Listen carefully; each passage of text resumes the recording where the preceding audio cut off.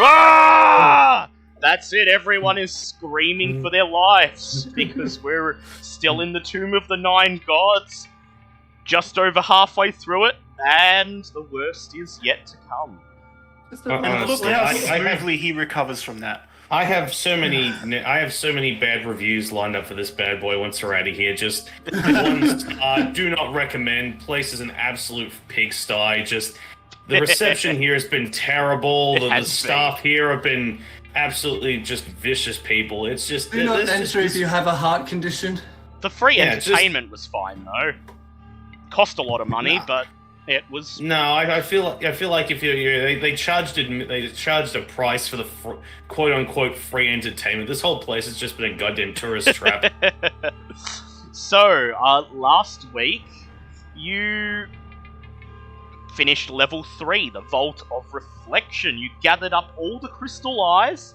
You needed to gain a couple of extras as Bobbit decided to go off on her own, ended up activating the curse of the Black Skull amulet and teleporting all of her possessions into the Beholder's lair. I have no regrets. You entered the Beholder's lair and challenged the Beholder, Balcourse the Unseen, to a battle to the death. You ended up prevailing, but in the process, Onyx was disintegrated and had to sacrifice the spirit of Wongo to cling to life, leaving Onyx now free of any of the 9 gods, once again left to his own devices. And with only 2 gods left in the tomb to find, the pressure is mounting to try to conserve the allies that you've made. Well, maybe if someone didn't keep killing them, we'd be okay, but no. And so, you have had a long rest here in the Beholder's lair. After all, there's probably no safer place on this level than the room that the Beholder was living in. You doubt anything will be game enough to come and ambush you in here, so you've had a long rest, and it's been a relatively pleasant 8 hours. The only thing interrupting your rest being the rumbling and crashing noises from outside the room as the angry clay golem continues to bash the walls of the stone pit that he is concealed in, trapped by the wall of force. Yeah, just check a pillar at the wall and tell him to keep the noise down, he'll be fine. And so, you have had your long rest, and so, Zinhorn, your max HP is now decreased by 2, and Onyx, your max HP is decreased by 1, as even though you did not cross over to the other side, you came so perilously close to death that the death curse has taken effect, and you join Sir Lucian in the process of slowly wasting away. That was a total of 2, not an extra 2. No, just a total of 2. And cool. Onyx has 1, and so Lucian is up to 10. Eesh. Just waiting for my character sheet to load. Yep. Meanwhile, just have Bob sitting up on the other side of the room going, "Morning, everybody. How is everyone?" Never mind. Yeah. You just look around and you see Onyx's stone-coloured skin growing a more subtle pallor of grey. You look over and see Zinhorn looking sickly. His skin hasn't lost much colour.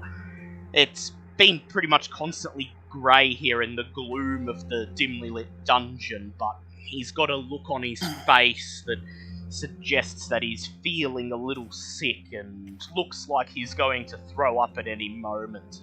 As he looks at you, he just shakes his head, shaking the feeling away, and does his best, clutching his weapon at his hand, clutching his weapon at his side, doing his best to try and not let this feeling wasting away become obvious to everybody.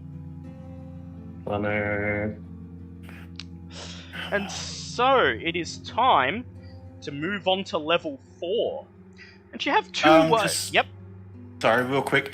The Chameleon, Octopus, and Beat of Force, who's taking those? Oh, yes, who's taking the... Because I have plenty of slots if we just want to say that I take them. I think I would do Force on my one. Alright, so Zinhorn's taking the Beat of Force. So I'll just say that Onyx is currently carrying the Chameleon and Octopus. Yep. I've still got like 20 slots left.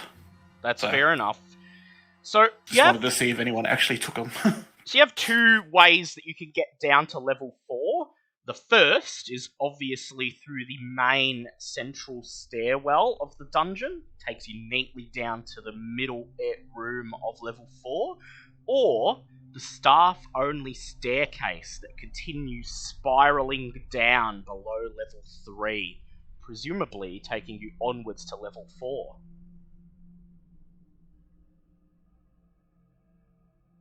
Oh, pardon me. I mean, we've done pretty well with the staff staircases so far. That's fair enough. We've already wiped out the majority of the stuff, I imagine, so there's less chance of us getting jumped the second we get down to level 4. Yep, well, yeah, the staff are all gone, so if you guys deem this to be the safer option, it's up to you. What does everyone else think? So what were the options? Sorry, it was the staff staircase or the main, just the main stairwell. One. Yep.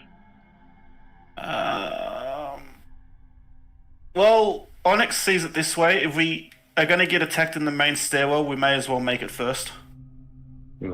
Like, fair enough. If we're going to get attacked there, we're going to get attacked there, whether we come in from a side entrance or from the actual main stairwell. Yeah, you got a point there. So maybe just do the main stairway and get that out of the way. Plus, that's usually where the hint is. That's correct. All right. So, yep. So you make your way back through level 3, pass through the room where the clay golem is, and he looks up at you with his grim, expressionless face peering through the wall of force as you pass him. And as he sees you move through the stone doorway into the cylindrical room, he opens his mouth in a silent roar and then pounds his fists on the ground, sending cracks spiraling across the stone, shaking the entire dungeon around you. Yeah. Did anyone... oh, no, wait, we closed the lid, didn't we? That's what activated him. Yes. Yeah, he's just kind of awake and just permanently trapped in there. Yeah, he's permanently trapped. Yeah. You eventually make your way to the main shaft, passing through the staff staircase up to the second floor, and then making your way to the main shaft on the second floor, and then moving down to the 4th level, so that you avoid passing through either the wooden platform room or the iron plate that nearly cut Ava in half last time someone tried to crawl through that shaft.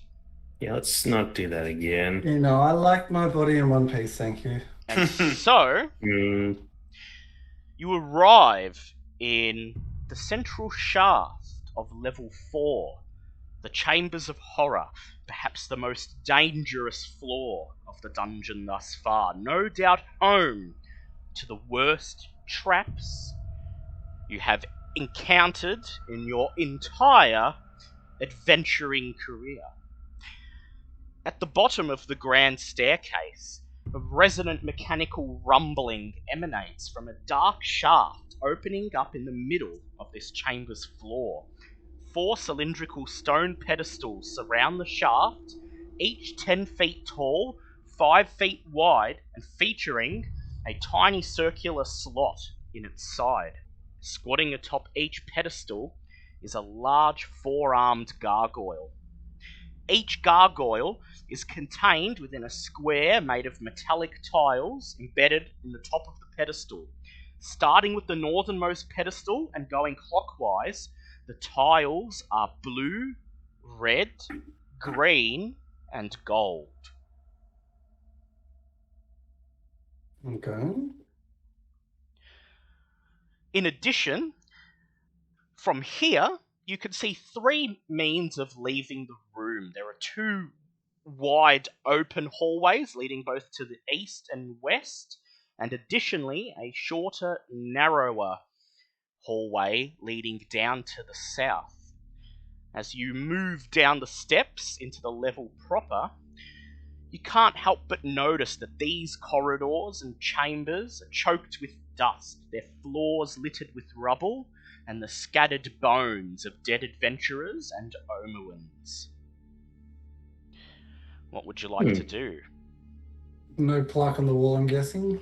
There is actually a plaque on the wall. You make your way down into the main part of the floor where the 4 gargoyles are, and there, on the southernmost wall, you find what you've come to expect.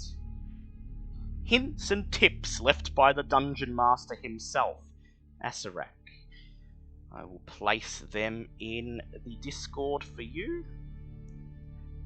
Here is Acerak's 4th warning. It reads, Death to fire, dine or drown, precious air, and falling sand. The army sleeps in silence, the mirror holds 12, find the iron scepter's twin, the maze holds the key. Well, that seems completely Why are these things helpful. never simple? Yeah, why is it never just go inside, open this, don't touch that, have a good day? No, we have to go riddles. Death to fire, dine or drown. Well, I just realized since we didn't go back up to the staff room, I never got more skeletons to pick up, so I might just borrow some of the ones we've got around here. Alrighty, time to go wake up some peoples. Yep, so you're going to cast Animate Dead and raise 3 skeletons. Yep, since they kind of disintegrated my last lot. That's fair enough. Let me see. I got a token specifically for this. Yay! So here is the token. It contains a group of skeletons. Yee! Got my buddies. 3 skeletons. The long dead, crumbling bones slowly coalesce together, forming 3 skeletons that immediately stand and salute you, finally awakened after perhaps centuries of oblivion. What would you guys like to do in this room?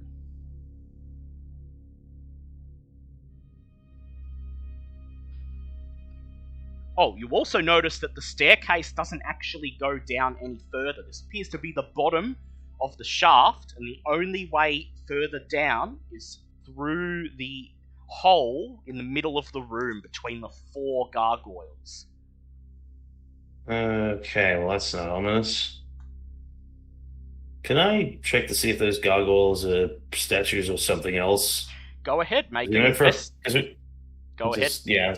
Yep, make an investigate check.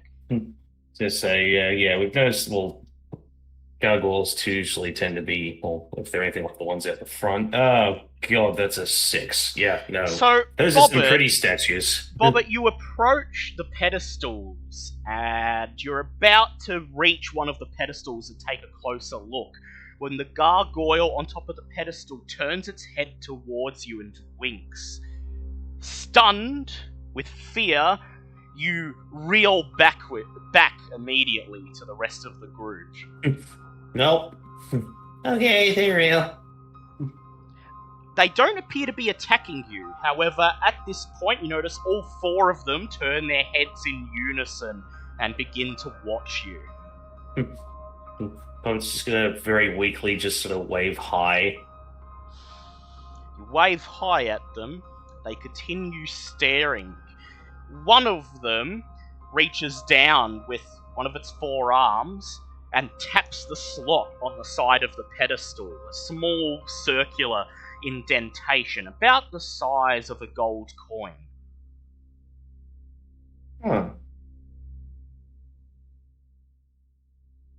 These pedestals are the things that are color coordinated, are they? They are. One is red, one is blue, one is green, and one is yellow. One is gold. I wouldn't be putting anything in there, Bobbit, not until we know for certain that we have what goes in there. Mm-hmm. But you can puzzle it out if you like and see what. Mm-hmm. If anyone wants to dare getting close enough, you might be able to try and take a look into the pedestal through the little slot, maybe get an idea of what's been placed in those slots before. Because you do notice that they're not simply slots where you place something, they're more like receptacles. You place something in the slot and it drops down into the pedestal. You said there's a lot of dead people here? Yes. Maybe we don't go putting things in there. Not just Considering how many dead people there are in this room alone. Well, from what you could tell, the dead people seem to be everywhere. You can see bones littering the floors of the corridors as well. So, may not be necessarily something in this room specifically that killed them, but you never know. So Lucian is definitely nervous as he fingers the hilt of his blade. Zinhorn wants to just sort of creep over and have a little peek around the corner. Yep, which corner? Yeah. This one? Yep, please make a perception check, Zinhorn. Passive is higher. Yep, so 19. you press against the wall, peer around the corner and find a relatively featureless corridor, the floors lined with bones, and at the very end of it you can see a big green grinning devil face, seemingly a popular fixture in this dungeon. Why is it always devil faces? So it's like nothing doesn't look like in like pressure plates or anything. Not that you could see, no.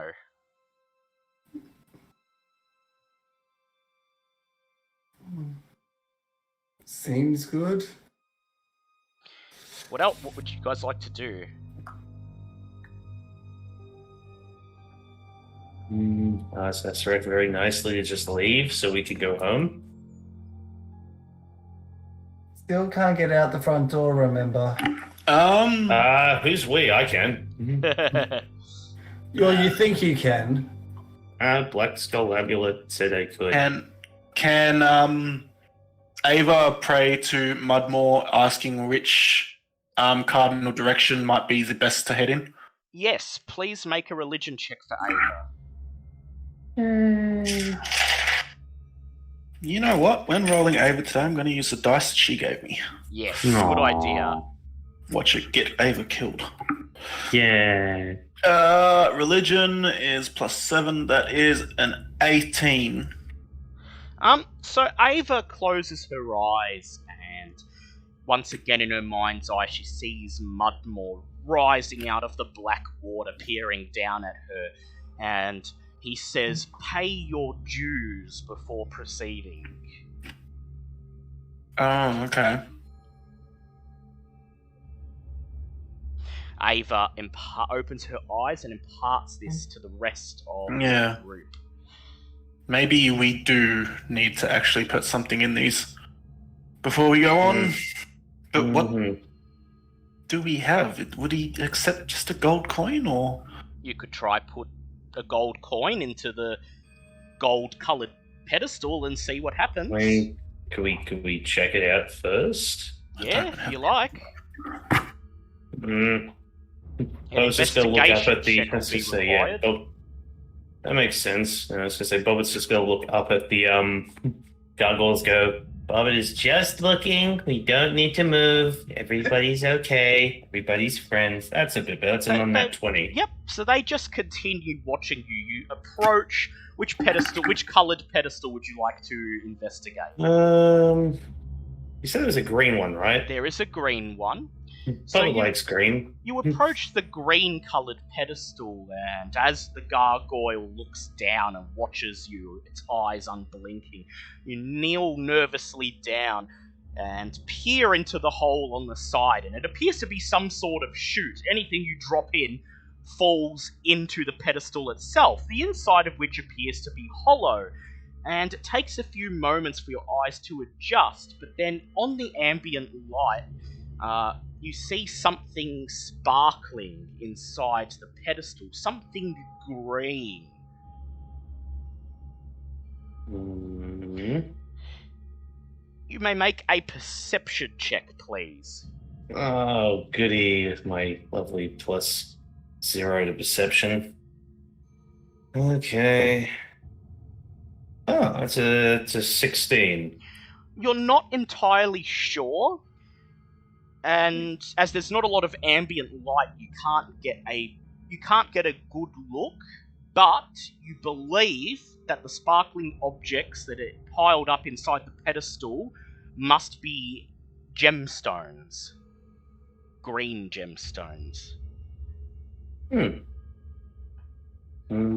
might call Zinhorn over since he's better at this looking at stuff. Looking at stuff. He's better at looking at stuff than Bobbit. So Zinhorn comes over, he kneels down next to you, and Zinhorn, with your passive perception, you can see that the objects inside range in size from about the size of a gold coin to maybe the size of a tiny shard of gravel. Whatever they are, they appear to be jagged, misshapen, don't have any sort of uniform shape, and so you find yourself agreeing with Bobbit that they are most likely gemstones. Okay. Do we have gemstones? Weren't the octopus and the chameleon covered in gemstones, did you say? Yep, the chameleon has red ones, the octopus has blue ones, and you have a green, just a loose green gemstone that you picked up earlier in the dungeon. Maybe the gold one is quite literally a gold coin? Perhaps. Or can Zinhorn maybe go over check. to the gold one and have a peeky poo? Yep, so Zinhorn, I'll ask you to make an investigate check, please. That's a 15. So Zinhorn, you approach the gold-coloured pedestal as the gargoyle watches you. You kneel down, peer into the chute, and with your passive perception, you notice that the inside of the pedestal is filled with yellowy gold-coloured objects that are flat and circular, most likely gold coins. Okay. So we've got green gems, we've got gold coins. I'm guessing you guys are relaying this as you're looking? Yes. Yeah. Can I break apart the statuettes to make sure that we have exactly... how many in the group? 5? 6. 5 people in the group. Oh, pardon me. I'm going to break it apart and make sure that there is 5 of each colour gem that we have. Yep, very well. And hand one to everyone. So, you will destroy the statuettes in the process. So I would ask you to please remove the chameleon and the octopus statuettes from your inventory, and Yep. I will ask whoever is carrying a loose gemstone to remove that from their inventory as well. I have diamonds. Are they technically blue? Well, no, they're just more like a white color. I Yeah, believe fair it enough. was... Yeah, I know someone has loose gemstones, though. Yeah, it's not onyx. Might be Ava? Oh, Definitely not Bobbit. you know what? It helps if I actually look at Ava's sheet, because Yeah. it didn't even occur to me to look. Fuck. Amulet of Health, Skeleton Key, Serpent Venom, Essence, Bag of Holding. Gold Bar, Venom Gland, Small Jar. Look, in all honesty, she could have picked it up, and I may not have written it down. Yeah, I also have an older sheet. She likes the shinies. I do remember have an older sheet. Yes, I do remember that she picked it up. So, so that's going to be removed from her inventory, and I would like you to please make a Mason's Tools check. Mason Tools. Okay, let's see. Let's go back to old trustworthy die. I was gonna say if we're just flat destroying these statues, why not just tap them with the adamantium sword? Because you might destroy them utterly. You want them to still be intact enough. Fair. Yeah. Fair enough. My bad. Ignore me. It's just proficiency, isn't it? Yes. Yep. 14. 14. So you neatly dismantle and separate these objects into smaller shards, one for each of you. And then you walk up and you each drop one of the shards into each of the pedestals. And then at the fourth pedestal, you each insert a single gold coin.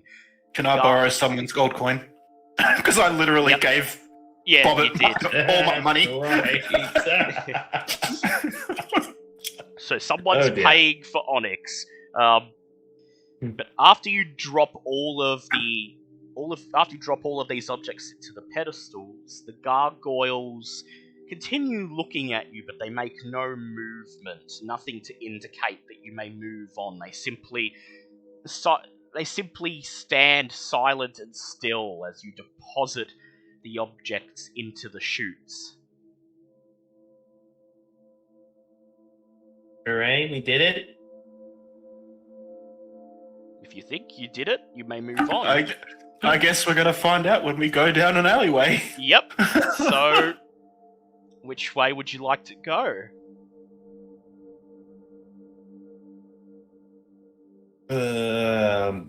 Can Ava repeat her prayer to the Mudmore? She can. Make a religion check.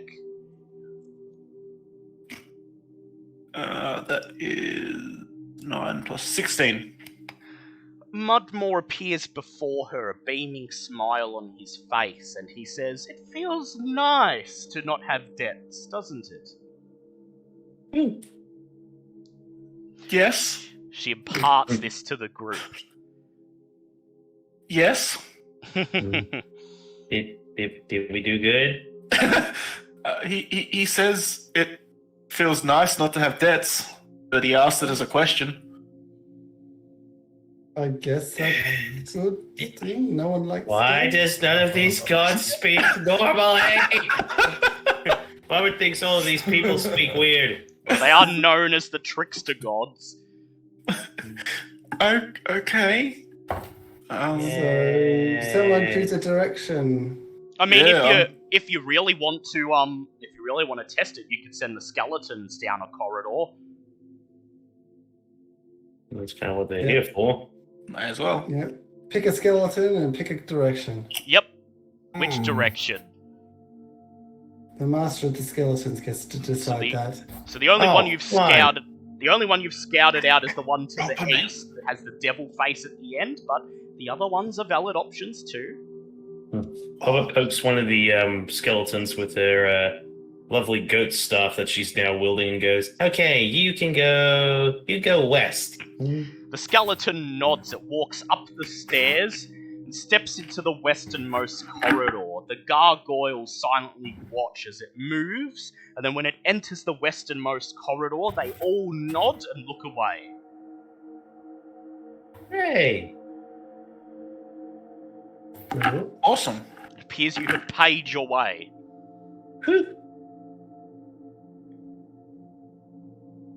Obviously we're watching the skeleton in the hallway now to see if anything happens. The skeleton just stands in the hallway.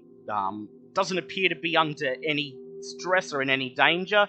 Just turns, stands in the mouth of the hallway and waves to you from atop the balcony. So, west then? Do we watch it to see if anything happens? Or just You watch know, it go it further sort down? of like makes its way up to the top and peeks down the corridor. Same. Alright, Zinhorn Bobbit, please do perception checks.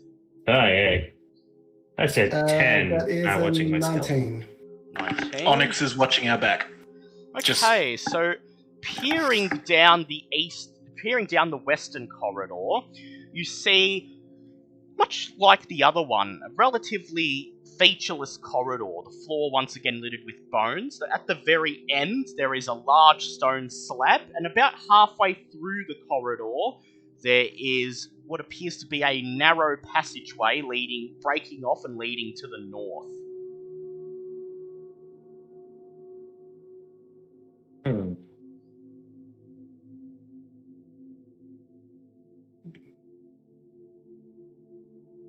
And the skeleton's just walking without any trouble? Yep, skeleton walks about halfway down the corridor.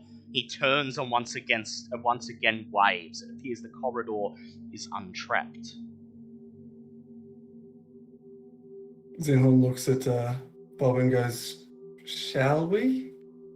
The one to the west. Sure. Yeah. So I assume you tell everyone else to come with. you lean on the banister of the balcony and you call down to the others, "This way seems clear." And does anyone have any other ideas, or are you happy to head down to the west? Head to, the western corridor. Let's just head to the west. Yeah, may as well head west. One direction really is as good as the other at this point. Yep, there is also the southernmost corridor, if someone would like to take a look at what's down there. You want to split up? Do you want to afford us that opportunity? Fuck no. I would Never advise... split the party. Never split the party. Keep your clerics in the back, keep the fighters out of the party. I was going to say, actually, I feel like I'm the last person that should be saying that after last what week.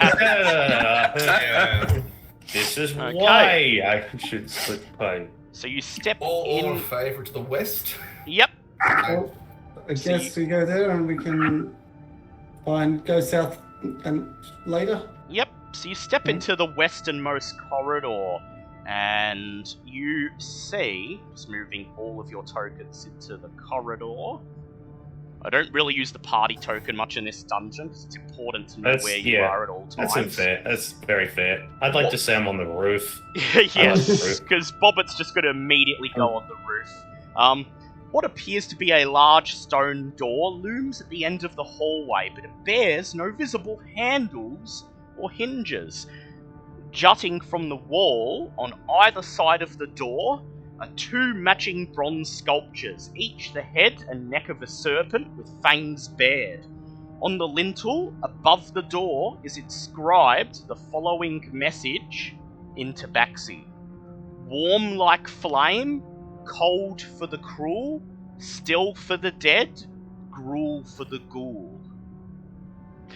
In addition, about halfway down, there is a narrow shaft, and it appears to be a stairwell that leads further down into a large open room, and there is a wooden chest at the very bottom of the set of stairs.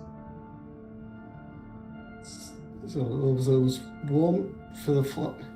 So the phrase is: "Warm like flame, cold for the cruel, still for the dead, gruel for the ghoul." The stench of rotting flesh wafts from the bronze serpents' mouths.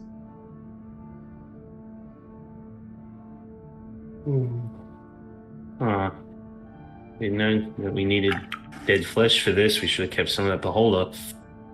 It might not be dead flesh. You never know. You can investigate You can investigate them if you wish, or the door itself. Damn it! I came here to hit things, not think about things. Well, Zinhorn, do the looky thing with the looking and the eyes. I'm looking with the eyes. Yep. thing. So Zinhorn, make a perception check, please. It starts, I guess. That's a natural 20 plus 9. So I see all. As you draw closer to the door, you can hear coming you can hear from somewhere behind the two serpent heads what sounds like a rasping voice. From somewhere behind the serpent heads. Something ravenous.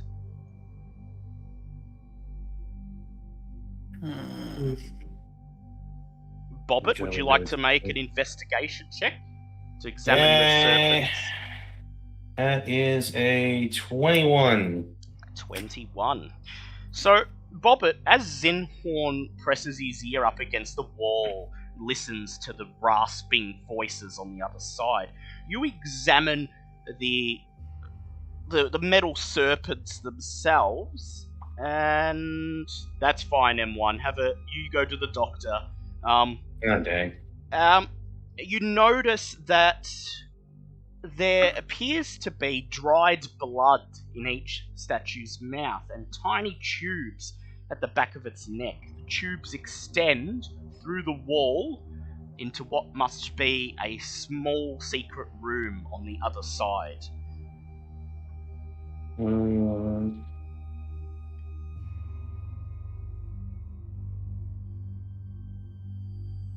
Interesting.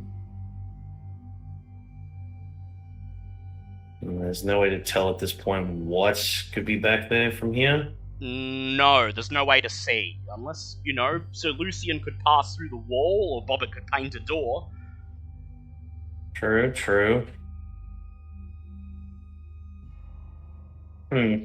Although we'll still relay this information to the rest of the group. Yep.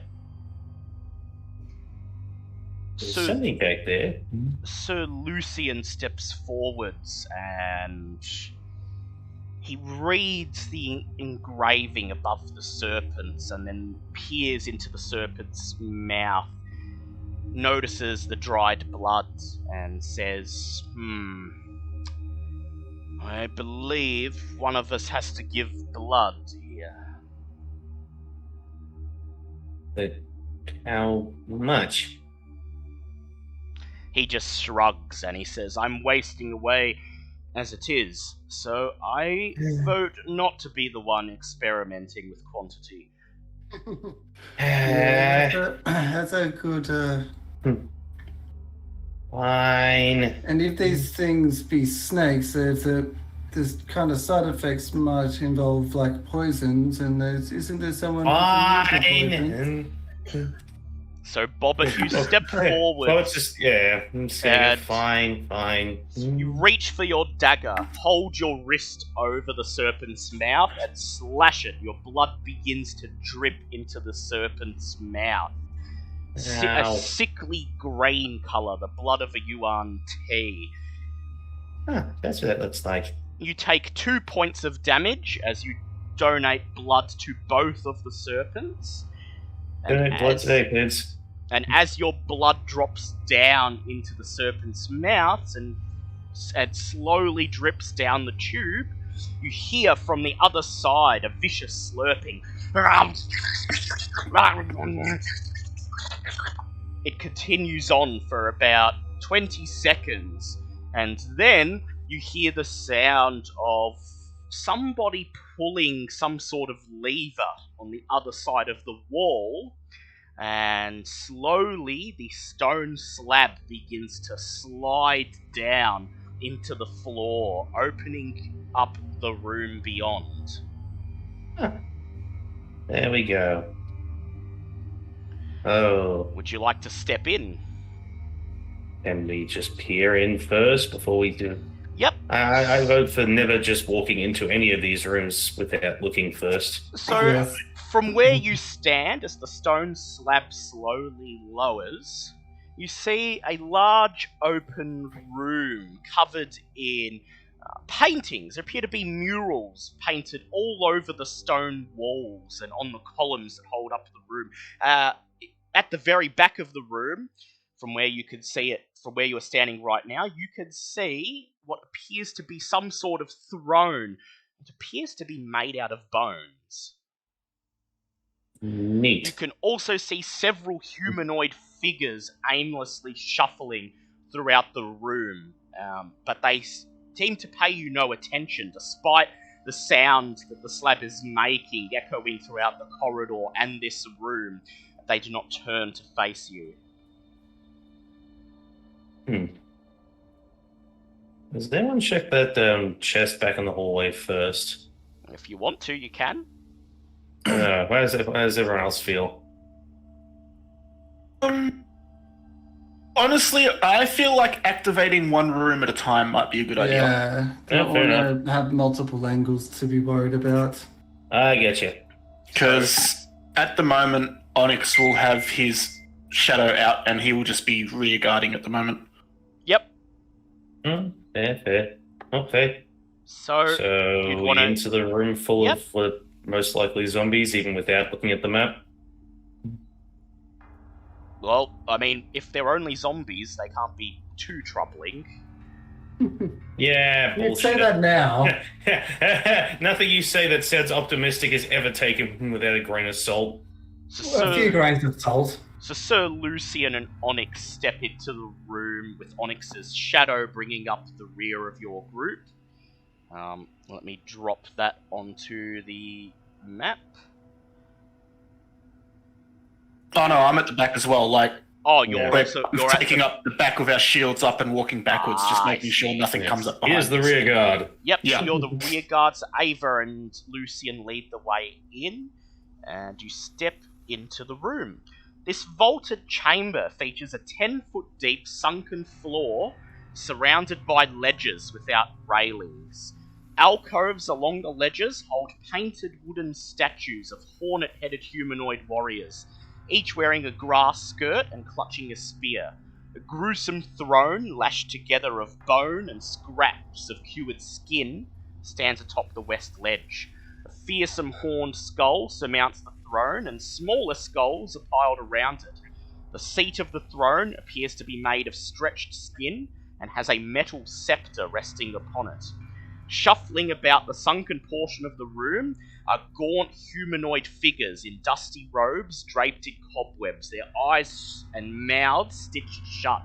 Armed with brushes and clay pots of pigment, they paint the walls and pillars of the room with grim, poorly rendered illustrations. At the moment, one of the groups is presently painting over a scene depicting the fall of a previous adventurer. All that remains is the image of a human male choking on poison gas. Meanwhile, to the south, another group furiously paints a scene on one of the pedestals.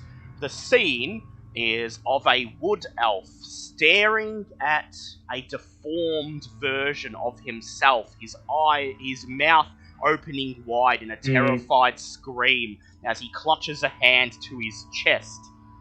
Hey! That sounds too real.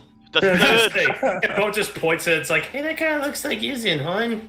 The third group, over towards the entrance of the room, is busying itself painting an image on the floor of a circular, many-eyed creature blasting a black-coloured kobold with a disintegration ray.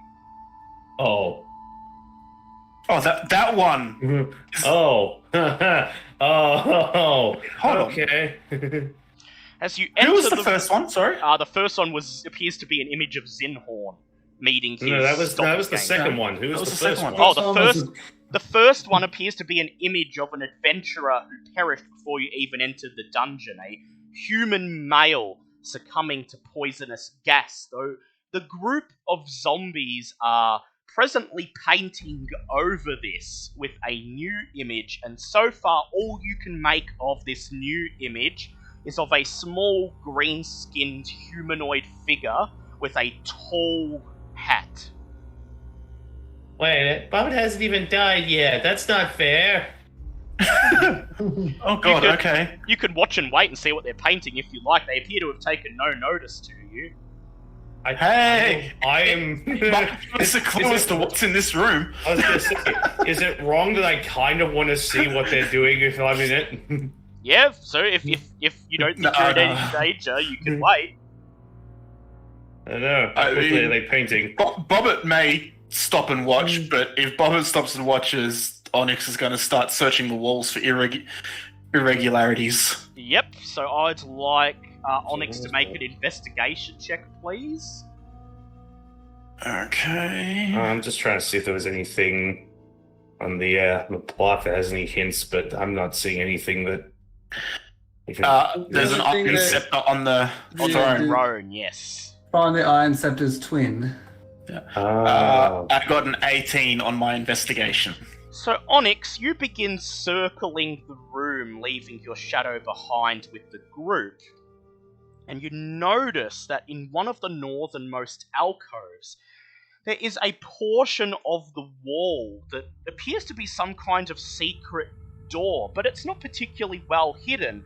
As you approach it, you notice that the door is slightly ajar, as if something passed through it fairly recently, leading to a smaller room to the north. Okay.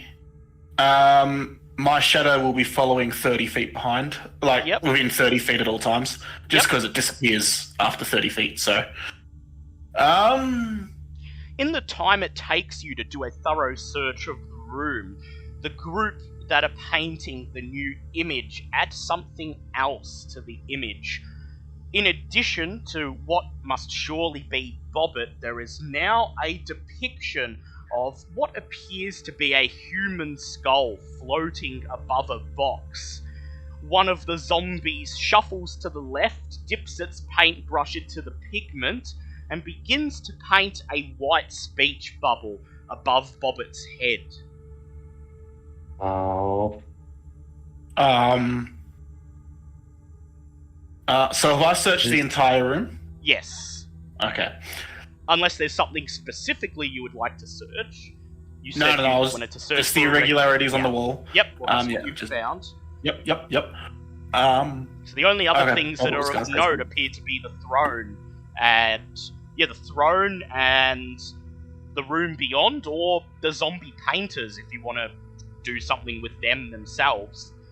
You can walk as you walk around the room. They pay no attention to you whatsoever. They just continue going about their business, painting grim scenes of near misses you've had so far in the tomb.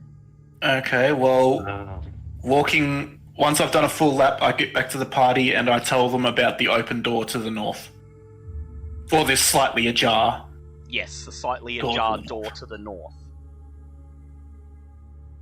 Is it a door or is it a jar? It's a crossbreed.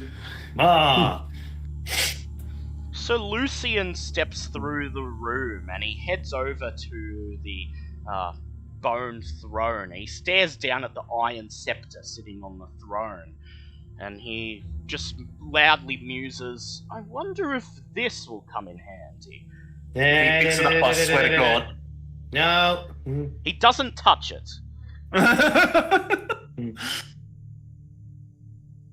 You may look, but you may not touch.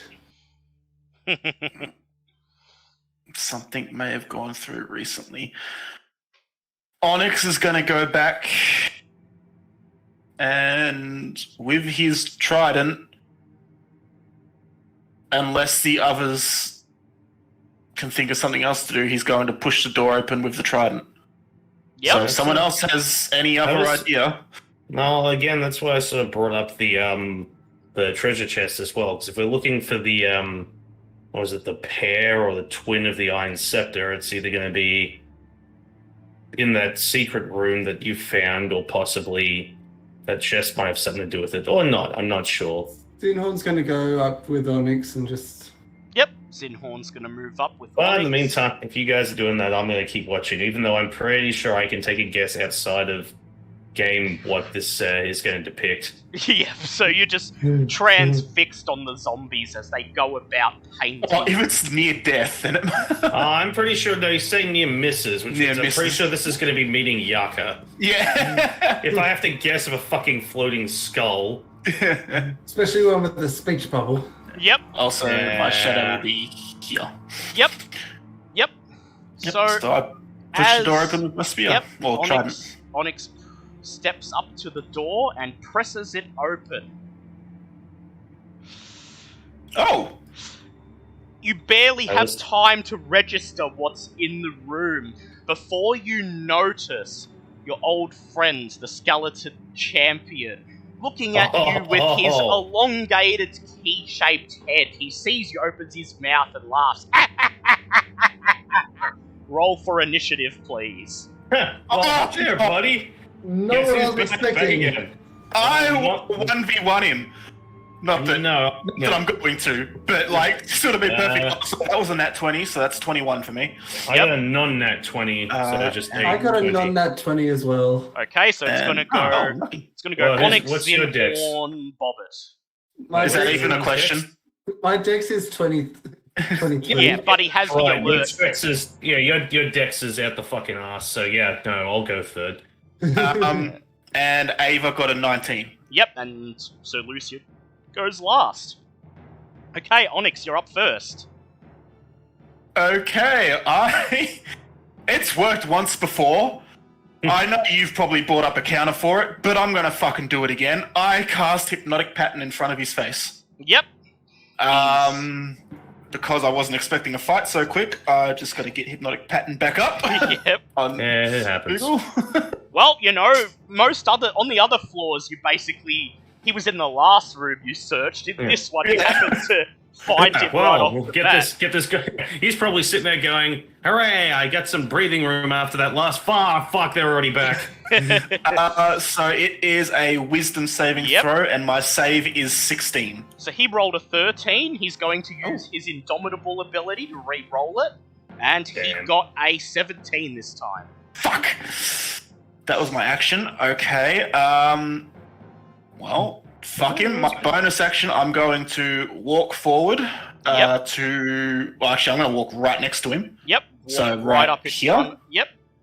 Yep. As I can move Onyx with my shadow without it actually using a movement, I'm going to move him... can he stand up on top of here? Oh, yes, he can, yes. So there's some sort of sarcophagus in the middle of the room, and you direct your shadow to stand on top of it. Ooh. I probably should have asked about that before I made my shadow touch it. But, oh well, too late now, I've already said it. As your shadow climbs on top of it, nothing appears to happen. Okay, cool. And then for my bonus action, I'm just going to roar at this skeleton key champion. Roar! The skeleton champion tremors as your roar hits him. He raises his arms, opens his mouth, and shouts, "No!" It is his turn. Oh, lovely. He is going to cast Blinding Smite. Of course he is. So I had my shield out, so my armor class is 20. Yep. He rolled a nat 20. Of course he did. Of course he fucking did. And this is the character that doesn't have any negating abilities, so okay, go ahead. That is 20 points of slashing damage. Yep, give me 2 seconds to... Yep. In addition, that is 11 points of radiant damage, and you must make a con save, please. Okay, con save. Let's see how this goes. That is a 17. 17. That is a pass. You are not blinded by the Blinding Smite.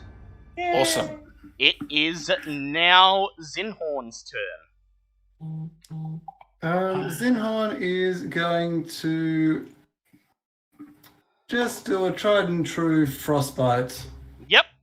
He's going to roll his save, and that is a nat 1. Okay. Fuck you, skeleton key. So he now has disadvantage on attack rolls. Yep. Oh. And that is a whopping 3 points of cold damage. The disadvantage is more handy, though. But the vines, I hear the vines saying, "Let me at him." Yep, so you're going to swing with the vines. Go ahead. As a bonus action. Boys. That is a 19. 19, that is a hit. Roll damage. And the battle axe is a d10. Oop. That is 9 points of damage. 9 points of damage. Lovely.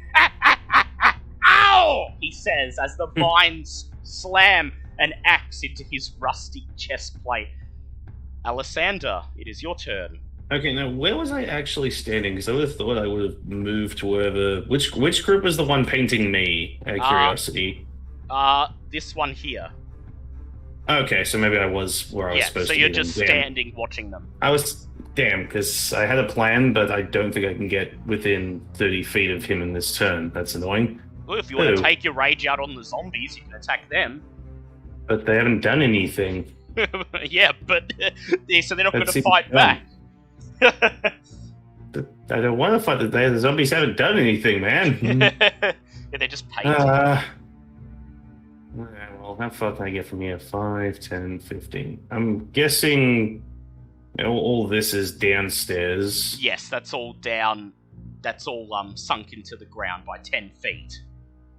Damn, man, I can't activate my helipad because that technically counts as an action. So even if I did that, I still can't get over to the room this turn. Yeah, so what would you like to do?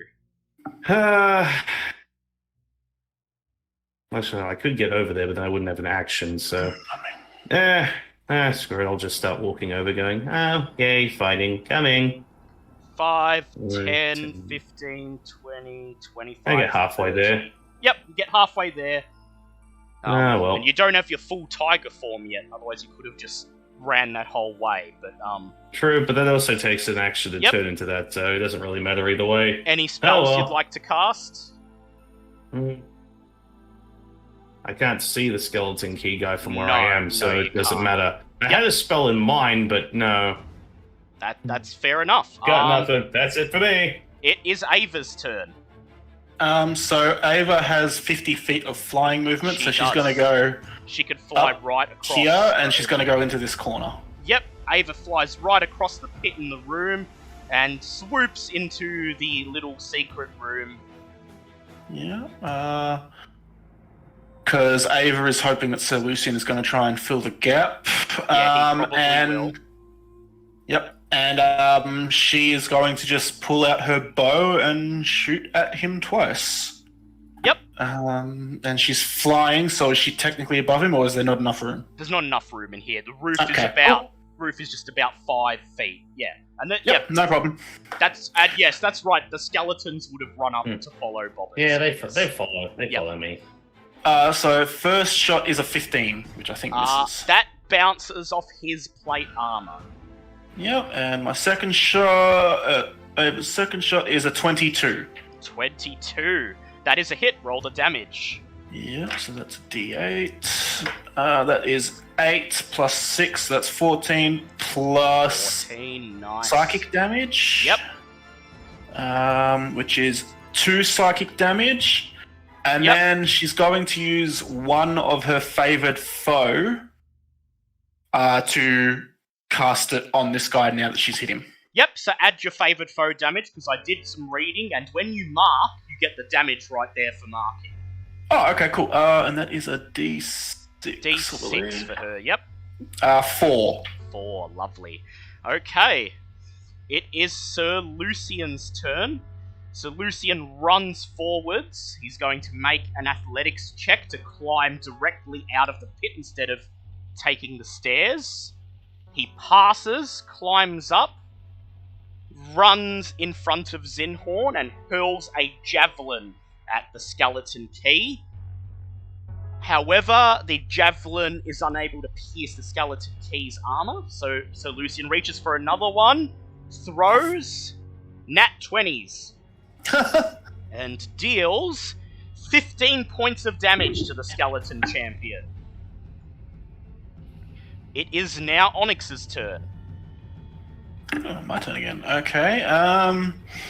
In that case, Onyx is going to cast as a... he has... Oh, fuck. Everyone had advantage to hit him. Oh, they did. Doesn't matter. I took that into account with Sir Lucian. Oh, okay. I didn't with Ava's first shot, but it doesn't matter.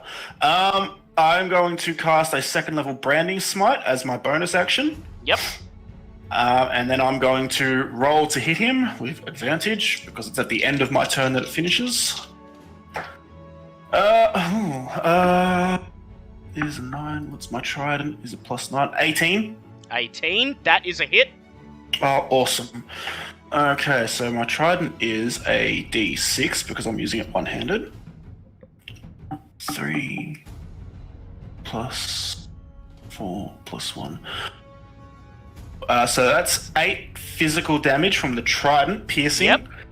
And branding is 2d6 of radiant. I know that.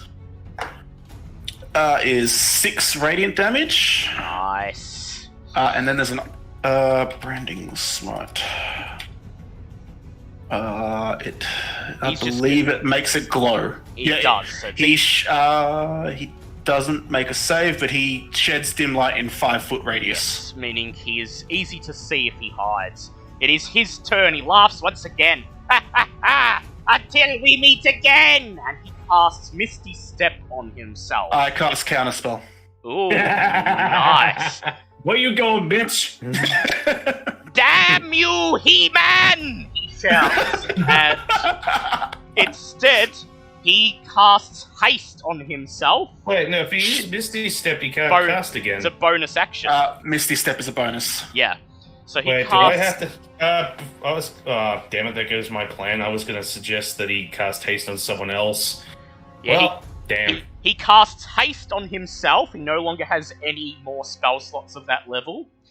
He raises his AC to 20, and then takes another action because of haste. He lunges at Onyx with a branding smite.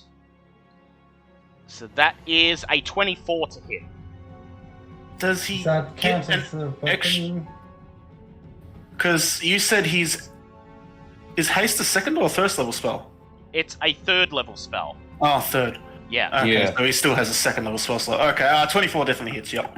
Yep. Okay. So he hits you, Onyx, for 11 points of slashing damage. Okay, so And that. light blinks from his sword and singes your skin for 4 points of radiant damage. 4, okay, nice. And now I'm glowing. Yeah, Yes. glow buddies! It is Oh, God. It is now Zinhorn's turn. Alright, so he's still over there. In He the still corner. is.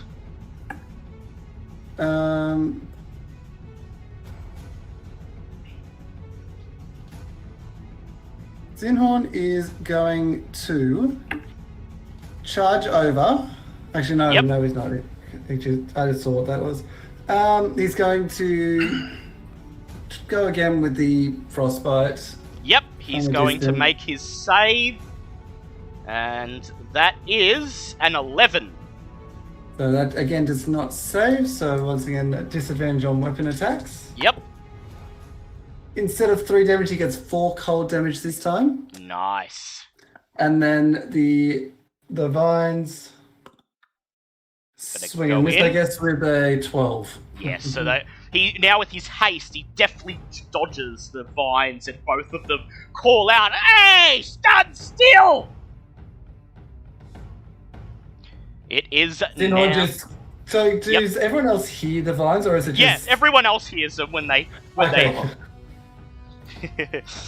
It is Alisander's turn. Okay, well, I can now make it into the actual room. 1, Yep. 2, 5, 3, 4, 10. 5. Yep. So kind of have to squeeze in amongst Zinhorn and Sir Lucian. Just sort of looks at the skeleton and just sort of like panting after running after him for so long, going, "Did he already use haste?" Yes. Fine.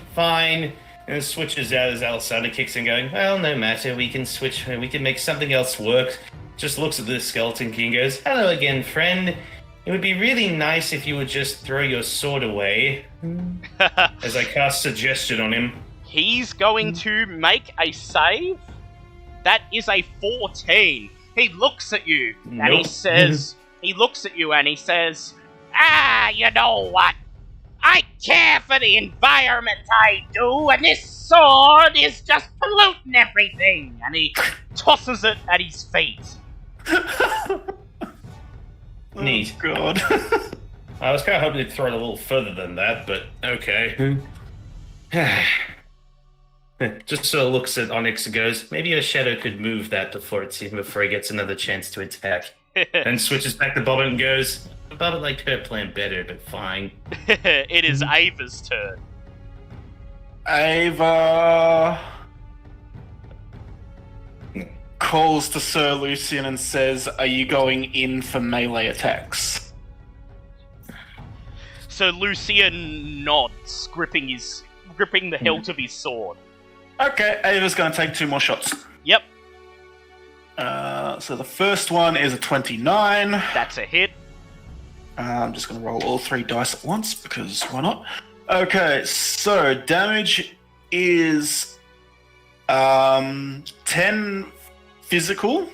Yep. From the arrow, 6 from the enemy, favored foe. Yep. And 1 psychic.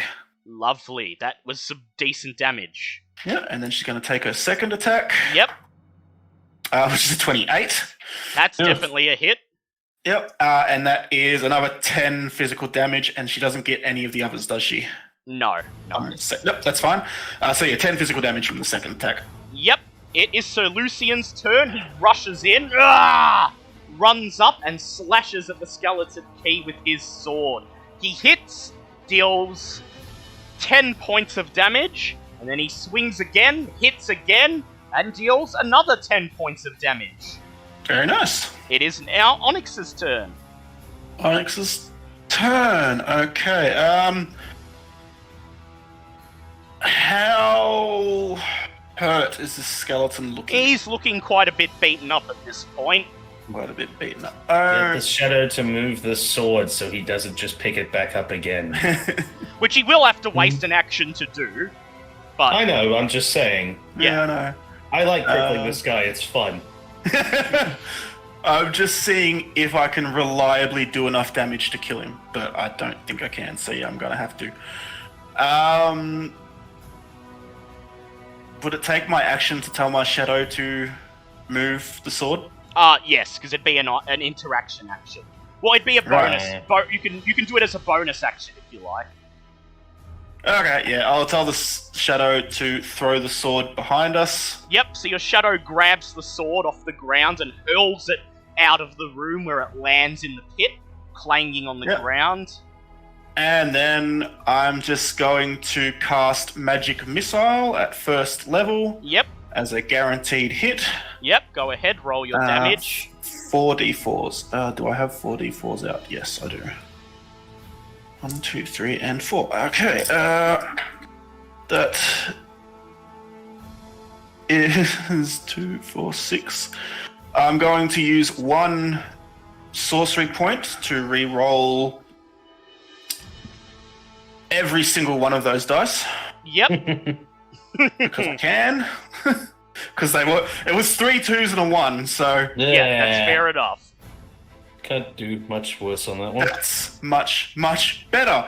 That's 3, 6, 10, 14, plus 1 to every die, was it? Yes. 18 nice. magic missile damage. Your magic missiles hit him and snap off a handful of his ribs and arm bones. He screams, "Ah!" It's now his turn. He casts Misty Step. Yeah, I Counter can't. spell. You're counterspelling it this time. So it just waves and goes, you stay. He looks over at you, No. raises a finger, and waggles it back and forth, and he says, "No, you!" And he casts Misty Step again as a normal action. I can unspell again. Yeah! You Stop. fuck us in the end, but it's so much fun. I'm good if we can take a short rest. I don't give a shit. Fuck you, buddy. He stomps back I'm and not running forth. around the entire fucking level looking for your ass again. Fuck you. He stomps back and forth.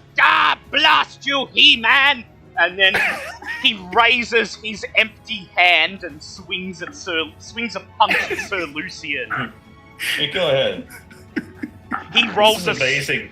He rolls a 17 and his hand clangs off Sir Lucian's shield. It is now Zinhorn's turn. You know what? That was fun. Zinhorn. Oh, no, wrong.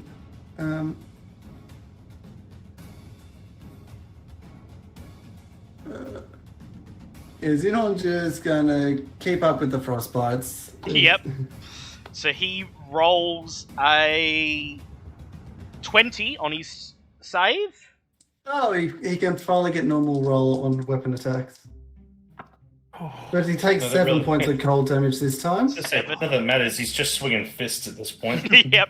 7 points of cold damage. He shivers. He looks like he's barely able to hold himself together. It is now Alisandra's Vine's turn. Oh, yep, Vines, go ahead. That is an 18 to hit. Unfortunately, that does not hit, but Alisandra, go ahead.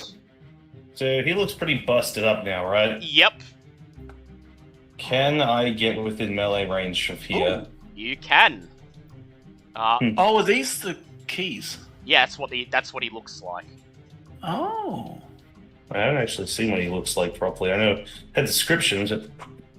Okay. Nifties. I can't wait to look through this module. Nah, later. No spoils. Yeah, of course.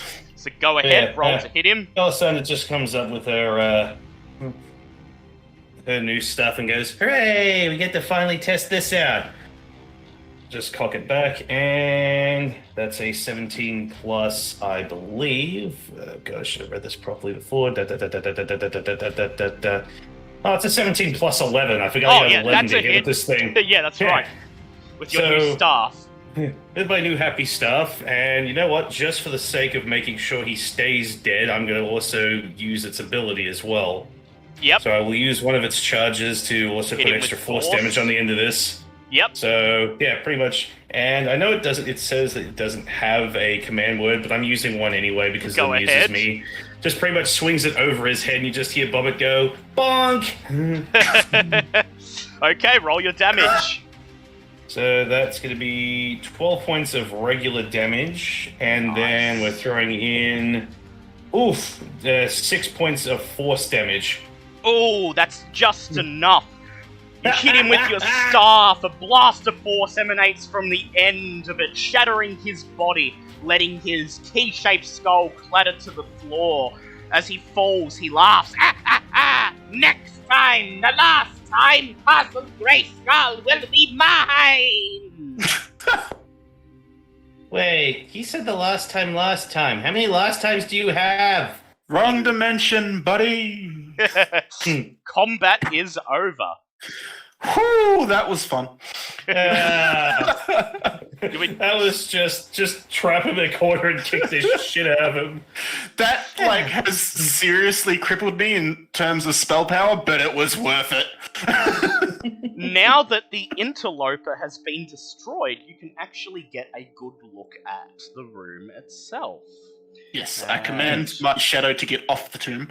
Yes, your shadow jumps down off the sarcophagus, and you all survey the room.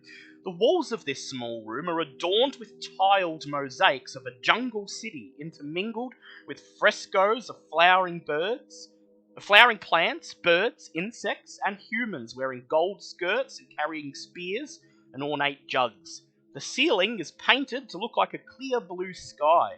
A small bejeweled cockroach rests atop a sarcophagus of black onyx in the middle of the room.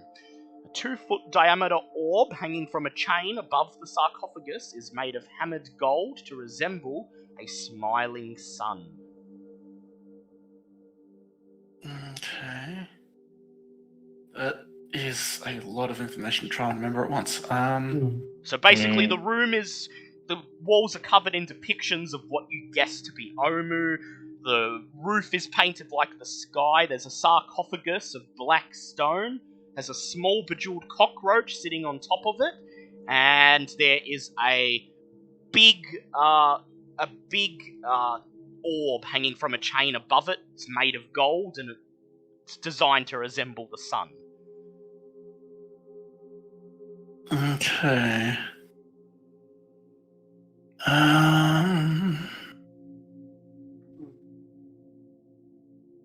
No, that sounds like the plaque.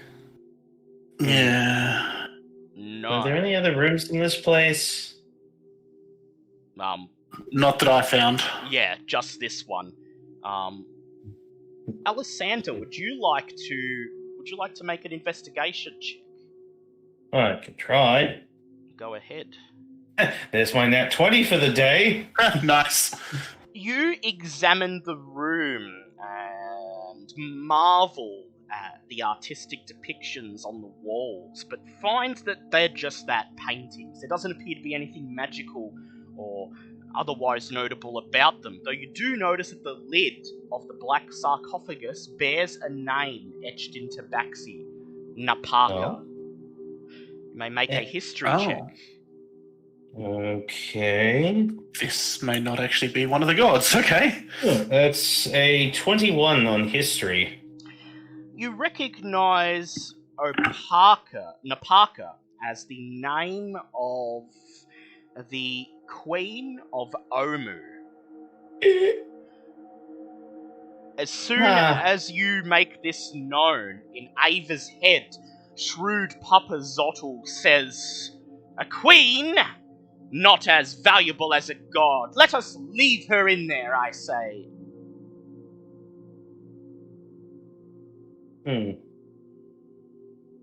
Ava ignores the voice. Was there anything... Actually, is there anything magical around? Oh, anyone use detect magic to see if there's anything magical about the sarcophagus? Yep, so you want to cast it as a ritual or burn a spell slot? I mean, I've already burnt one on the counter spell, so Yeah, you can have a short rest after this. So you cast you cast detect magic, and the room begins to light up. There are auras of evocation magic around the golden sun and the bejeweled cockroach.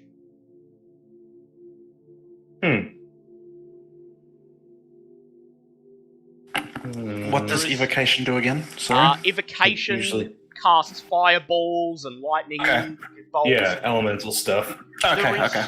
There is also, from inside the sarcophagus, a faint trace of necromantic magic.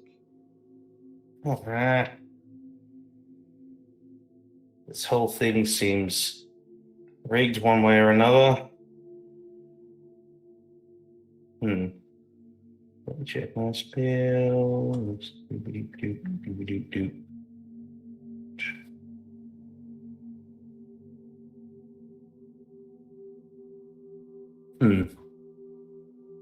You could just go ahead and lift the lid off the sarcophagus, or you could... I know, but I don't want to... If this thing is putting out both necromantic and evocation magic, I don't exactly want to fiddle with this thing. Yes, that is true. Zinhorn just keeps his eye out and makes sure the painting zombies are not... don't attack you. You could... Yeah, Bobbit just keeps things to herself and goes, "You know what? Bobbit's going to talk to her." And it's just going to touch the lid of the sarcophagus and cast Speak with Dead. As you touch the lid of the sarcophagus, the air in the room shifts, and then a voice from inside the sarcophagus begins to talk aloud. "Who is it? Where am I? Did my sacrifice spare the city?" Oh no. I'll be right back. See. Yep, fair enough. Just looking at the exact thing for Speak with Dead so I don't screw this up, because I can ask the corpse up to 5 questions. So, wants to know where she is, what she's doing, and if her sacrifice helped the city. Yes. And look and go, you're inside the Tomb of the 9 Gods. You're in a sarcophagus. You died. Because obviously I can't lie to her, so... And... I don't know what sacrifice you might have made. There is silence. Also, hi! Sorry about that. There is silence for a moment, and then the voice says, "Tomb of the 9 Gods, I know not of such thing, though I do know of the 9. I came to believe that the gods of Omu were not truly divine beings at all, but rather trickster spirits that fooled my people into worshipping them after Opal left. I remember Asarak killing the 9 and enslaving my people, but I know nothing of this tomb itself. Well, after you sacrificed yourself, Asarak must have built this place, filled it with all these lovely traps, and then placed all the 9 gods in sarcophagus, or is it sarcophagi? How does that work?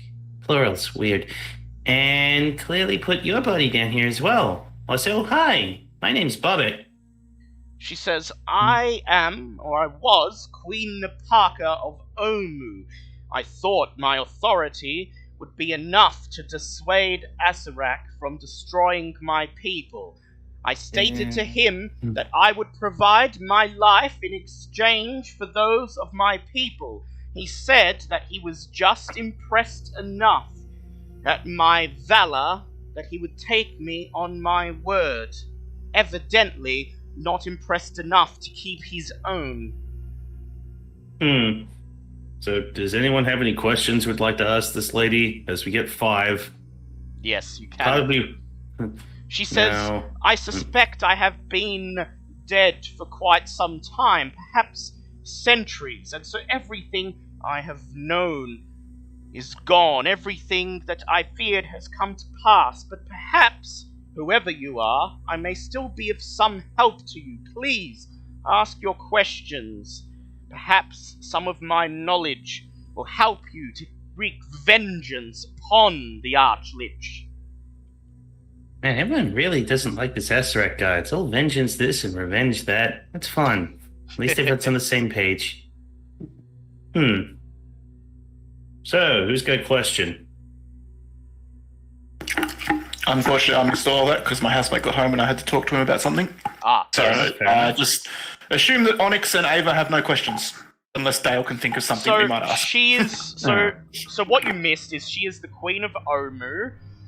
She offered her life to Asarak in exchange for those lives of her people.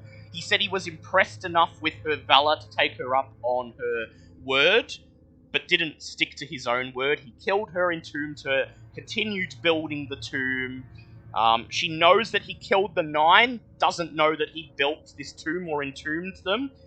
She knows that she's been dead for quite some time and is willing to pass on any knowledge that may have been lost with Omu that may help you to get vengeance against him. I can't think of anything that I would ask, so... Sir Lucian steps forward and he says, the Queen of Omu. So if Asarak killed you, then I suspect you were the last of your line, correct?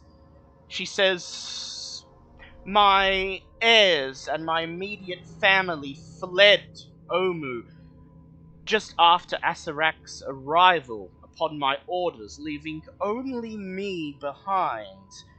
I know not where any descendants of mine would live today, but I do know that my grandmother, Zalcore, languishes in the city of Nangalore.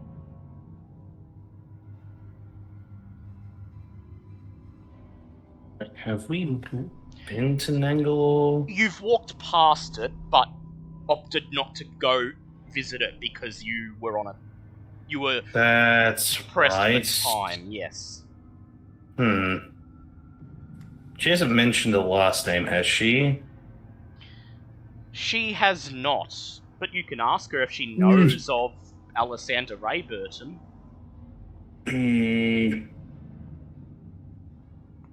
I just don't want to waste any of our questions on trivial stuff, that's all. She can actually help us somehow.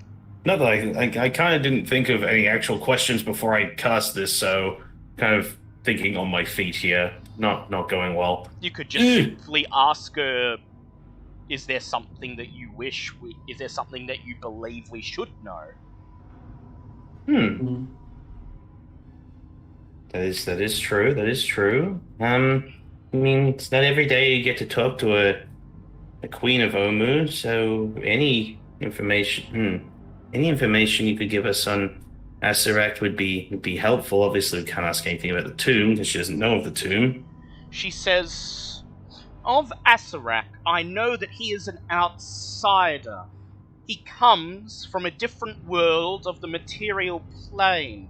He referenced a place known as Castle Greyhawk, and a land known as Flane S as his origin, places which are unknown to myself or any of the scholars of the Tabaxi Empire, including the so-called Chosen of Uptau in Mesro. He is able to maintain his form on this plane through use of a phylactery. He stated that he had come to this plane because he had detected a dark energy in this plane's portion of the Shadowfell that had called him to the land of Chult. He believed that if he could harness this dark energy, he would be able to create what he described as a masterwork where he could hide his phylactery. Well, I guess that's what we're standing in, but energy from Shadowfell. Interesting. Do you wish to ask her about that? Well, currently at 2 questions down, but... What exactly is this dark energy of Shadowfell you speak of? She says, I will trust that you are aware of the myth of Uptau turning his back on Omu, believing that my people were not worthy of his protection. She continues on and says, it is nothing more than a myth. The people of Omu never turned away from Uptau. Rather, it was Uptau who chose to leave Omu. The people of the Tabaxi Empire, particularly those in Mesro, wrote off Omu and believed that our city was a hive of scum and villainy, as Uptau had chosen to leave us. The opposite, however, is true. We were as devoted to Uptau as any other city in Chult. Perhaps not. Perhaps we didn't build grand monuments like the people of Mesro, but my priests presented offerings and prayers to Uptau every day. Prior to his departure, my priests reported to me that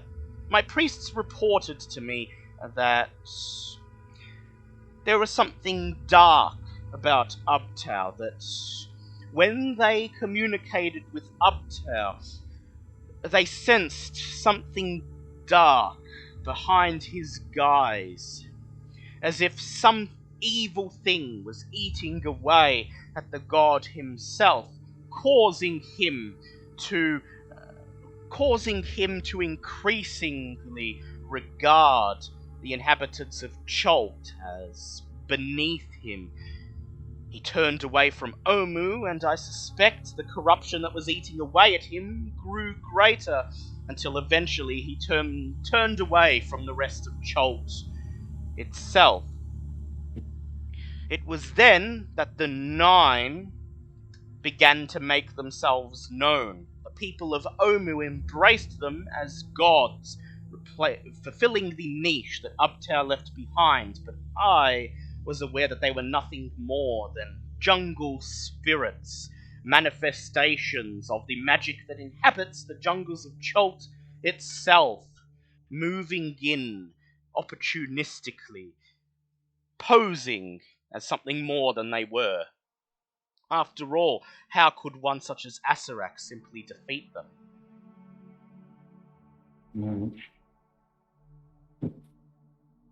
Oh, fortunately, Alessander is not having a happy time listening to this conversation. This is all very dark information. At this point, Alessander may actually swap out with Bob and just go, I am sorry to hear this information, as probably the last surviving relative of a chosen hotel. I would sincerely apologize for any treatment we of Mesro gave to anyone from Omu. We weren't aware. She says, I recall hearing that emissaries from other lands, such as the Elven druidocracy of Bakumora, had arrived at various cities of the Tabaxi Empire to forge an alliance between themselves and the Tabaxi Empire against Ras Nasi, who is beginning his conquest of the land. However, no such emissaries ever arrived in Omu. Indeed, nobody considered Omu for an alliance. Ras Nasi left our city crumbling in his wake, and then, as we tried to rebuild, Asarak arrived. We were in no position to fight back.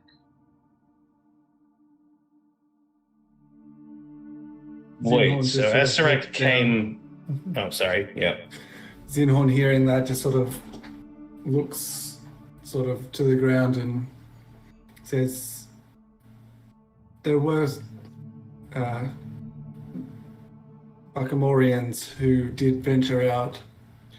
My family was one and was wiped out in Mesro by Ras Nasi many, many years ago. Her voice simply says, and yet no such emissaries arrived in Omu, and and to me, this was saddening. Myself, an elf, once a great friend of Bakumora, I, who had presided over Omu for 500 years, who witnessed Uptau leaving and the arrival of the 9 trickster spirits with my own eyes.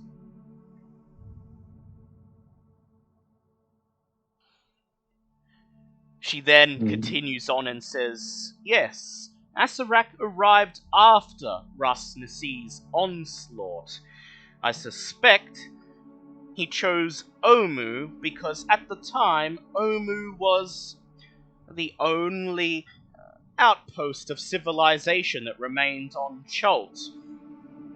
Ras Nasi never intended to conquer Omu for himself.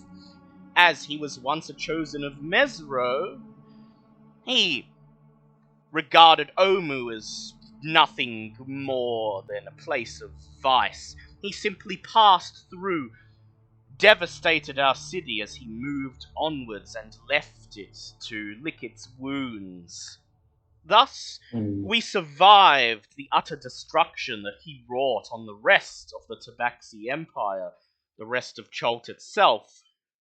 But unfortunately, we were nowhere near as strong as we once were, and were slim pickings for when Asarak arrived.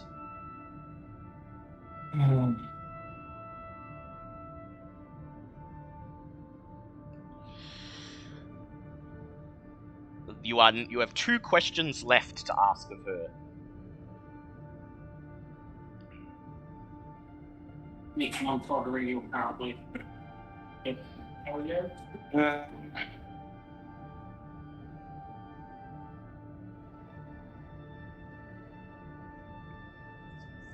You could ask her what she knows about this room itself, about the golden sun and the bejeweled cockroach. Actually, yeah, that's... Well, in that case, I can't think of a way to put this in person, so just explain the nature of the sarcophagus so that she's currently in, and if that has any significance. She says, the bejeweled cockroach is my treasure box, containing my jewelry. If anyone other than myself, or anyone of my blood, attempts to open it without the command word, the magical trap upon it will activate. The trap itself is contained within the golden sun. If the cockroach is opened without the command word or the golden sun touched or destroyed, it shall explode, bathing the interloper in radiant flame. In addition, she continues, I could feel that a curse has been placed upon what was once my body. Acererak has entombed me with an iron scepter.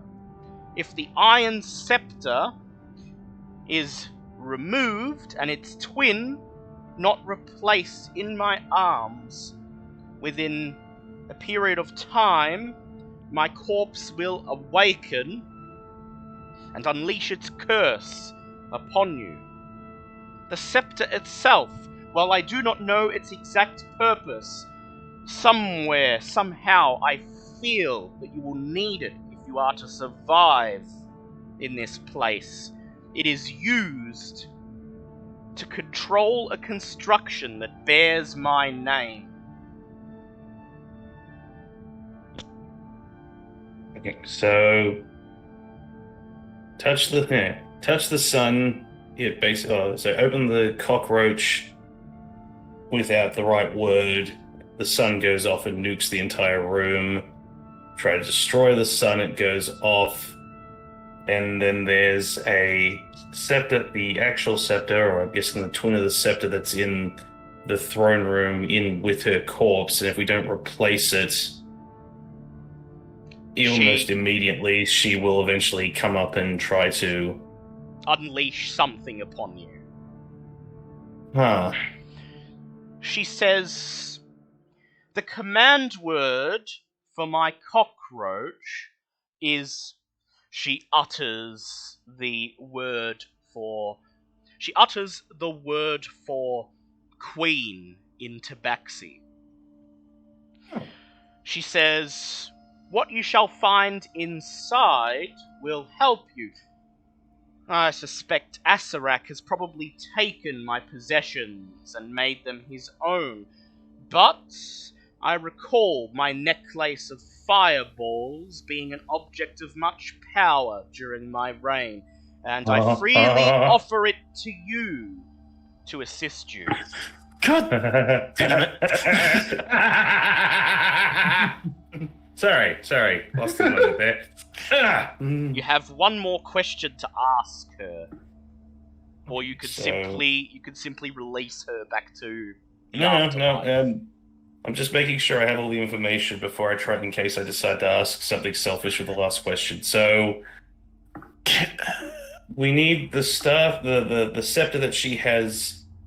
Wait, we need to replace the scepter that she's holding with the one that's in the throne, or she wakes up and tries to curse us, or did I read that wrong? Yes. Okay. A possible question would be, can she feel any other powerful artifacts nearby? Would you like to I didn't ask that. I'm asking the others if that would be a question to ask. Fair enough. You can ask. It's still a question. I mean, because she said she can feel this one. Yes. But I don't know whether that's because it was buried with her or not. And activates her curse, so it's connected to her. Yeah, I kind of feel like that one might be because it's connected to her. But anything more about Uptow or Omu that you would like to know? Oh, pardon me. A part of me kind of wants to ask, like, what her actual family name was, so we could try and see if there are any other. Yeah, you can go ahead.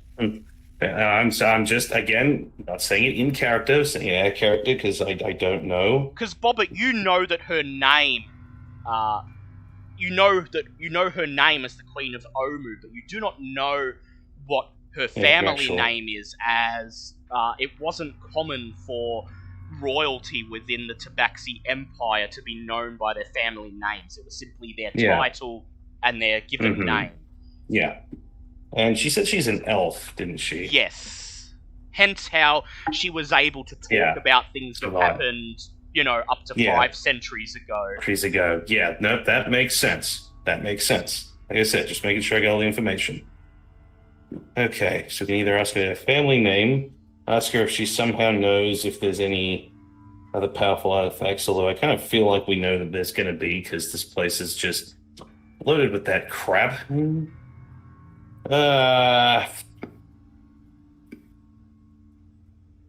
But yeah, we definitely need to go and get that other scepter in the other room and put it in here with her so we could take the other one. Unless there's another one. The twin refers to two, so yeah. I'm guessing that there was This only is probably two. the one that it's Yeah. referring to, yes. Okay. Well. Oh, you still got to ask another question anyway. Yes, we still have that last question. Oh. I mean, with your ability to research in books and that, I'm pretty sure we can find the name. Yeah, if she has any living... It's just... There is the possibility that she can feel things, but... That might just be me being hopeful. Just keep in mind that if you do seek to find any of her living descendants, to what end would it fulfill, as you've already promised Omu to the Yuan-Ti? Yeah, no, that's true. I was just thinking something nice there, but no, that is true. They kind of... Because it's likely that if you find any of her descendants and tell them that they are her descendants, then they would want to try to rebuild Omu. That's not gonna work, and I'd rather not start a civil war if I could possibly help it. Yeah, you want to try to rebuild. You kind of want Cholt to rebuild and at least be stable at this point. Or as stable as we can get it anyway. Yeah. Yeah, well... Yeah, I suppose I could always look up. Yeah, you could. Last There'd names probably and be stuff in my own time. It would be likely that Probably. somewhere her name would be recorded. You just know, have to like know where that to look. gigantic library in Mesro of some sort. Yes, possibly that one. So that's my one out the window. Okay, So just ask her about artifacts then. She thinks for a moment and she says, I can feel 3 legendary treasures within this place. The first is the black opal crown. It was once worn by the Archmage Sadamor of Netheril. Legend speaks of how Sadamor saw the depths of humanity's evil reflected in the opal of his crown. Heartbroken, he created a doomsday device, a sphere of annihilation to swallow the world, but was consumed by his own creation. In Omu, it was a symbol of great power, and would bestow influence to one who wore it, even though the crown itself carried no magical ability. I can also detect the Eye of Zoltek. For centuries, this fist-sized ruby surmounted the Great Pyramid in Nexol, the capital city of the Maztecan Empire. As such, the gem, whoever possessed it, would bring great influence to anyone who seeked to reunite or rule over the Tabaxi Empire. I also detect the Navel of the Moon, a great treasure of Omu, given as a gift by the ruling Sultan of Kalimport to his sailor daughter, who then bestowed it as a gift of friendship to the city of Omu. It is said that anyone who holds this can always find the way home to his or her loved ones. Oh, those were that crazy cat dude wasn't lying after all. Yeah, except he was looking in the wrong place. Oh yeah, no, he would never have gotten this fucking far. No. Finally, I detect the skull chalice of Chikkagare. This jeweled goblet was crafted from the skull of the first Omuan king and served as a symbol of office for the royal line. The legendary Choltan hero Chikkagare is said to have beheaded the previous king after escaping the 9 hells on the back of a mastodon. After he beheaded this previous king, he caused Omu to secede from the Tabaxi Empire and stand on its own, becoming the first king of Omu. Anyone who possessed this would have a legitimate claim to the throne of Omu. Oh, it's a real good thing that the UNT lady only wants the fucking crown, then. Yes. Yeah. She wants the crown as a symbol to power, but has not asked you for the artifact that actually serves as a symbol to the royal line. It's entirely possible she doesn't know of it. Yeah. It's entirely possible she doesn't know of it, or it's possible that she's only interested in the symbol crown. That said, if anyone who is a descendant of this queen gained possession of the skull chalice of Chikkagare, they would have a legitimate claim to Omu. Oh, okay. So we the party definitely need to collect at least the crown, although that Navel of the Moon is more of a personal interest. As she finishes describing this, the air in the room shifts again. Her last words before fading away back into the afterlife are to wish you the best of luck and to avenge her name as you defeat Asarak. Rest well, former queen of Omu. During that entire conversation, can Onyx have been taking a short rest? Yeah. In fact, you guys can all take a short rest now if you like. I only need to do it for spell slots since I've only taken like the 2 damage from getting into this room. Yeah, but that was you took an absolute whipping, so yeah, definitely do that. Boy, that was a lore dump. Yay. Okay, that is 5, 6, 7, 8. Yeah, anyone who'd like to take a short rest, we can count while you were having that conversation. You can have a short rest. So, Alessander, you get your spell slots back, and no one else has been hurt, I believe. 20, 24, 28, no. Woo, I'm back up to 100, baby. Yeah. Took all my hit dice, but, you know. Jesus. Do I have any normal potions? Actually, you know what? I'm going to spend some sorcery hit points as well. That's it's pretty the good. Power of a warlock. I burnt through all my 3 spell slots in the last 10 minutes, and then I got them all back. Hooray. You did. Yeah, Zinhorn's all good. Okay, I'm nearly up to full health. Yep. Okay. So after best we go and get that other scepter then. Yep. So after you dismiss the spirit of the queen, you all sit around. This room appears to be safe. The painter zombies outside are ignoring you, going about their ghastly work, and so you all just catch your breath for 10 minutes before deciding what to do next. Do you want to open up the jewelry box first?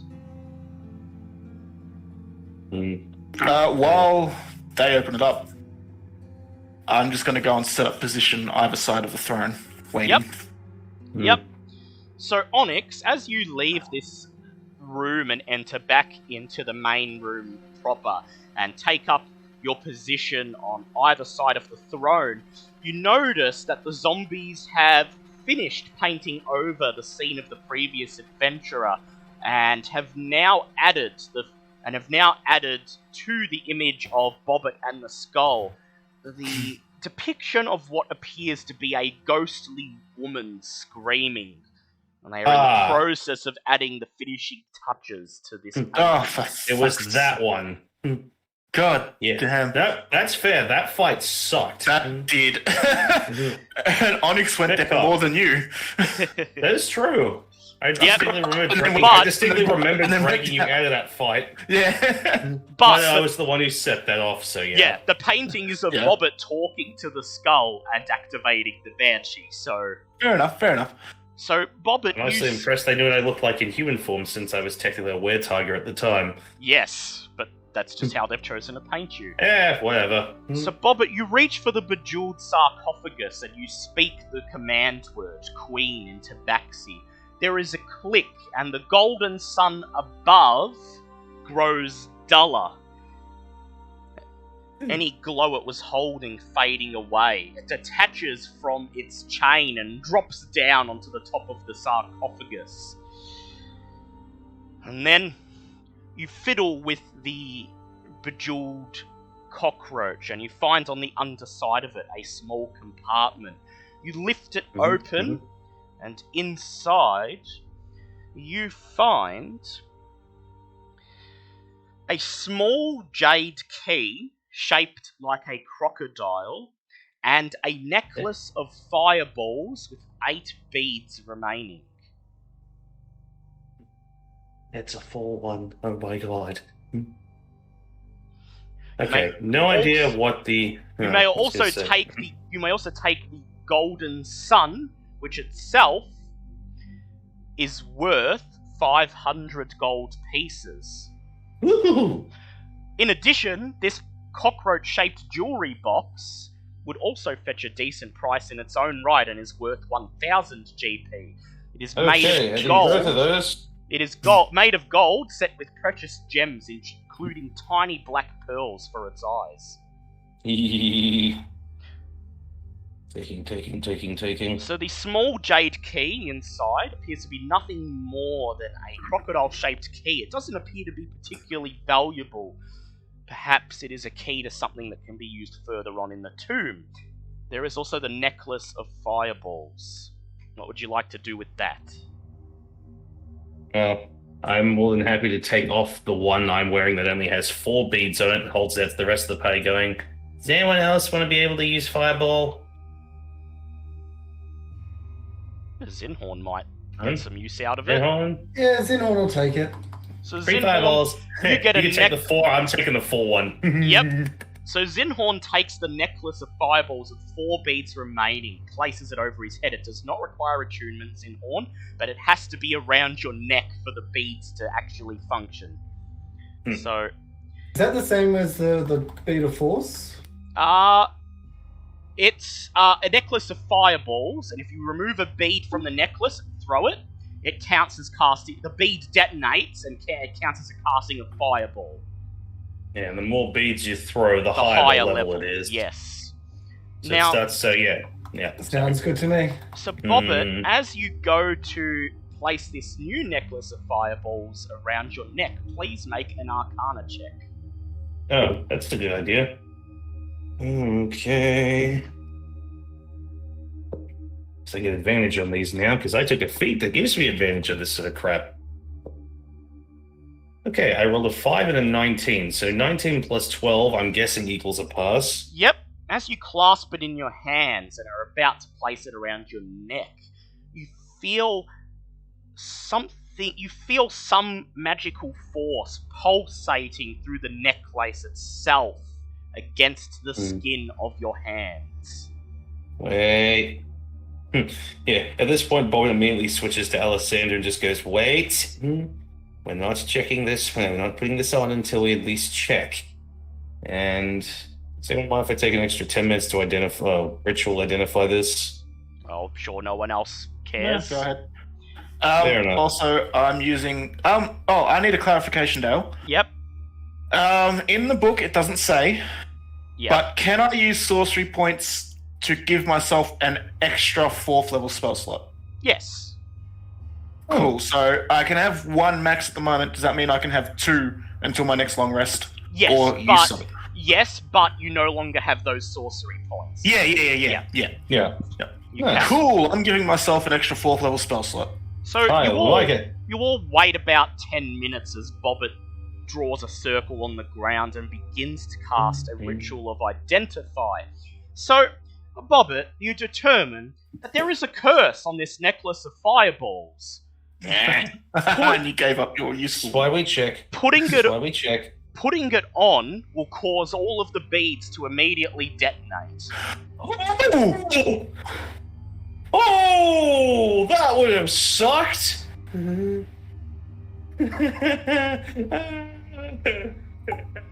Alessandra's just going to very, very slowly cast Remove Curse on it and then put it on. So you cast Remove Curse and the pulsating magic fades away. The necklace lies inert in your hands, and then you just slip it over your head, and it rests on your neck, thankfully not exploding. Oh, and at 8th level 2, all of you would have been dead. No, that was 9th level. Yeah, that would have been... going off at once, that's just multiple. It would have been 16d6 of fire damage to anyone in the vicinity. Yeah. Oh, this is people wondering why would I have taken Remove Curse at this point in the game. That's why, right there. That and remove the curse off my staff, which was lucky as well. Do you all join Onyx in the other room? I will, but obviously we'll just be like, she'll look very nervous, but just isn't saying why. Just like, yep, fixed it, it's all good. I also expended a 1st level to give myself 2 sorcery points. Yep. Just, that's what I did while I was waiting. Yep. That next 10 minutes. So you all move back into the other room to find Onyx and his shadow standing beside the bone-graven throne, just staring at you impatiently, perhaps wondering what took you so long. The iron scepter lies inert over the seat of the throne. Okay, now that everyone else is here, I'm going to resummon my shadow outside of the pit in the doorway to that secret room. Yep. Just so that if shit goes wrong, I can just flee swap places. That is a good idea. And then looking at everyone, seeing if they're ready or not. If they're ready, I will pick up the scepter. Everyone roll initiative, please. Hey, great. Figured that might happen. Yeah. Holy shit, that's another nat 20 for Onyx's initiative. I rolled 19 again. I honestly would prefer the nat 20s to be somewhere else. Zinhorn's initiative is 12. Oh, wow. Did you roll that one? I rolled a nat 1. I still love the fact that that's the lowest you can roll. I rolled a nat 1. I'm probably still going to go at least 3rd. So, Onyx is at 21 with a nat 20. Yep, 15 for Sir Lucian. Bobbit is at 22 with just a 19 plus 3. Yep. And then Ava got a unnatural 20. Lovely. So, Onyx, as you reach out and remove the scepter from the throne, the entire room begins to rumble, the floor shaking under your feet, and then with a loud crash, a zombified Tyrannosaurus bursts out of the floor and roars. This was a mistake. Alessander, you may go first. Huh. Cool. Okay. So you know those fireballs we just picked up? Why do I get the feeling that you're either going to hit the party or you're going to hit me? Depends on how far I throw the damn thing. Just obviously, how far could I throw these little beads? Up to 60 feet. So let's see, that's 1, 2, 3. If I aim for say about here-ish, it wouldn't actually hit Onyx, just the zombies and, well, pretty much the 2 groups of zombies and the T-Rex. Correct? Yes. Does that math work, or am I making this go off in my head? Well, a fireball, let me check. 30 feet? I'm just double checking. Yeah. 20-foot radius, and radius is half a circle. It is, so yes. So actually, where you threw it just there would actually hit me. Yeah. You might have to save them for a less crowded room. Damn, well that's rude. I was hoping to try and deal with this problem quickly, but because I know by the time I get back around to my turn, everyone's going to have tried to move into combat range or like melee range, so it's going to kind of screw that plan up. This is why I got rid of Burning Hands. Yep. Alright, plan B. In that case, I will use this time to try and do one of my other overpowered spells instead. So it will point to the main group and... Wait, no, that's 30-foot radius. That's actually fucking worse. God fucking damn it. If you throw it here, you won't hit me. That's where I was aiming. You did over here. Oh. Let's see, 1, 2, 3, 4. So it only basically cop.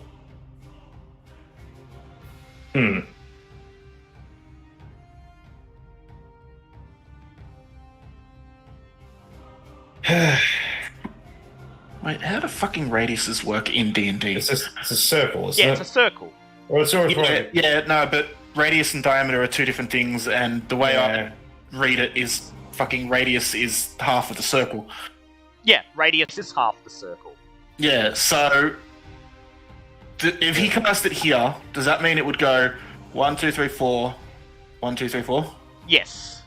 Yeah, that's what I thought, yeah. If I do that, it might piss off whatever's in there. So that as well. If they can get out. Yeah, I'd rather not test that theory. Seriously, finding a cramped space is a pain in the ass. Because my other option I was going to use my new 4th level spell, but that's a 30-foot radius.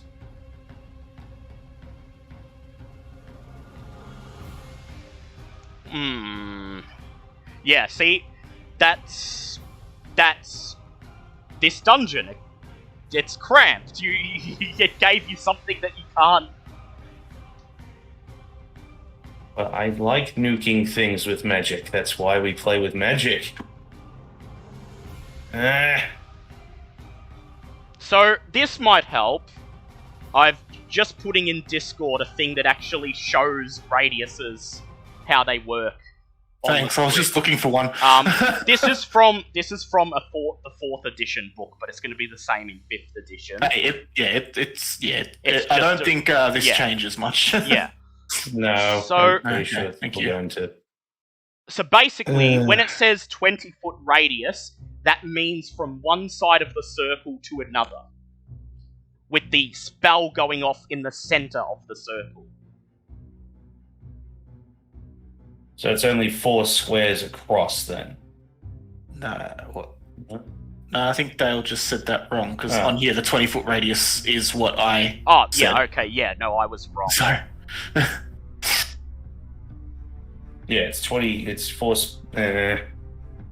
crud. Well, this sucks.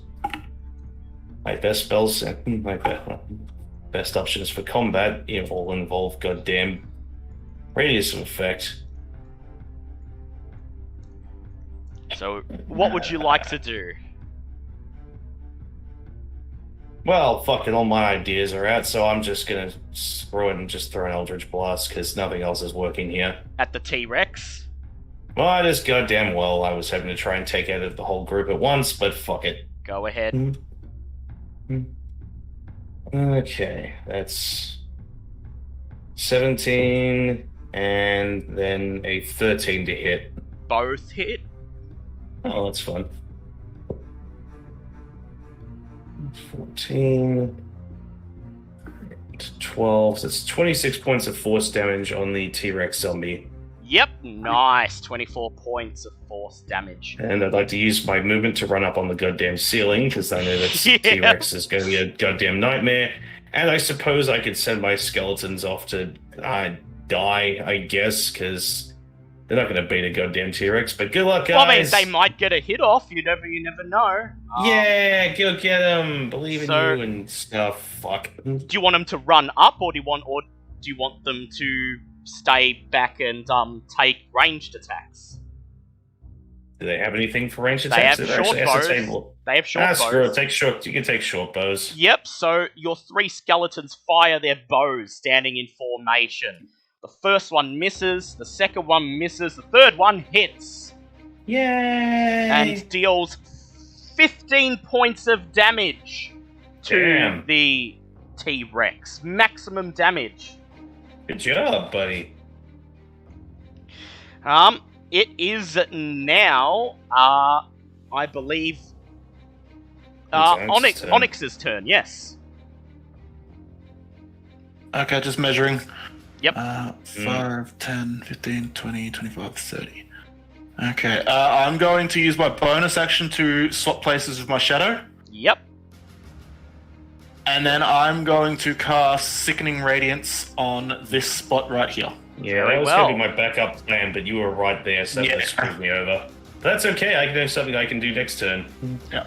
Alright, so they're all going to... Sickening Radiance is... all the enemies must make Constitution saving throws. Yep, so the T-Rex 16. makes a 24. Of course.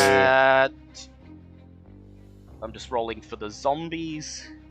Okay, Group 1 passes. Group 2 fails. And Group 3 passes. So... Oh, okay, so only Group 2 gets hit. Yep, which is to be zombies fair, 6 still... to 10. Zombies 6 to 10 get hit. Yeah. I mean, to be fair, they still have to do that save every single turn. Oh, that's true, actually, every turn while they're in it, too. Okay, so that is 2, that is a 9.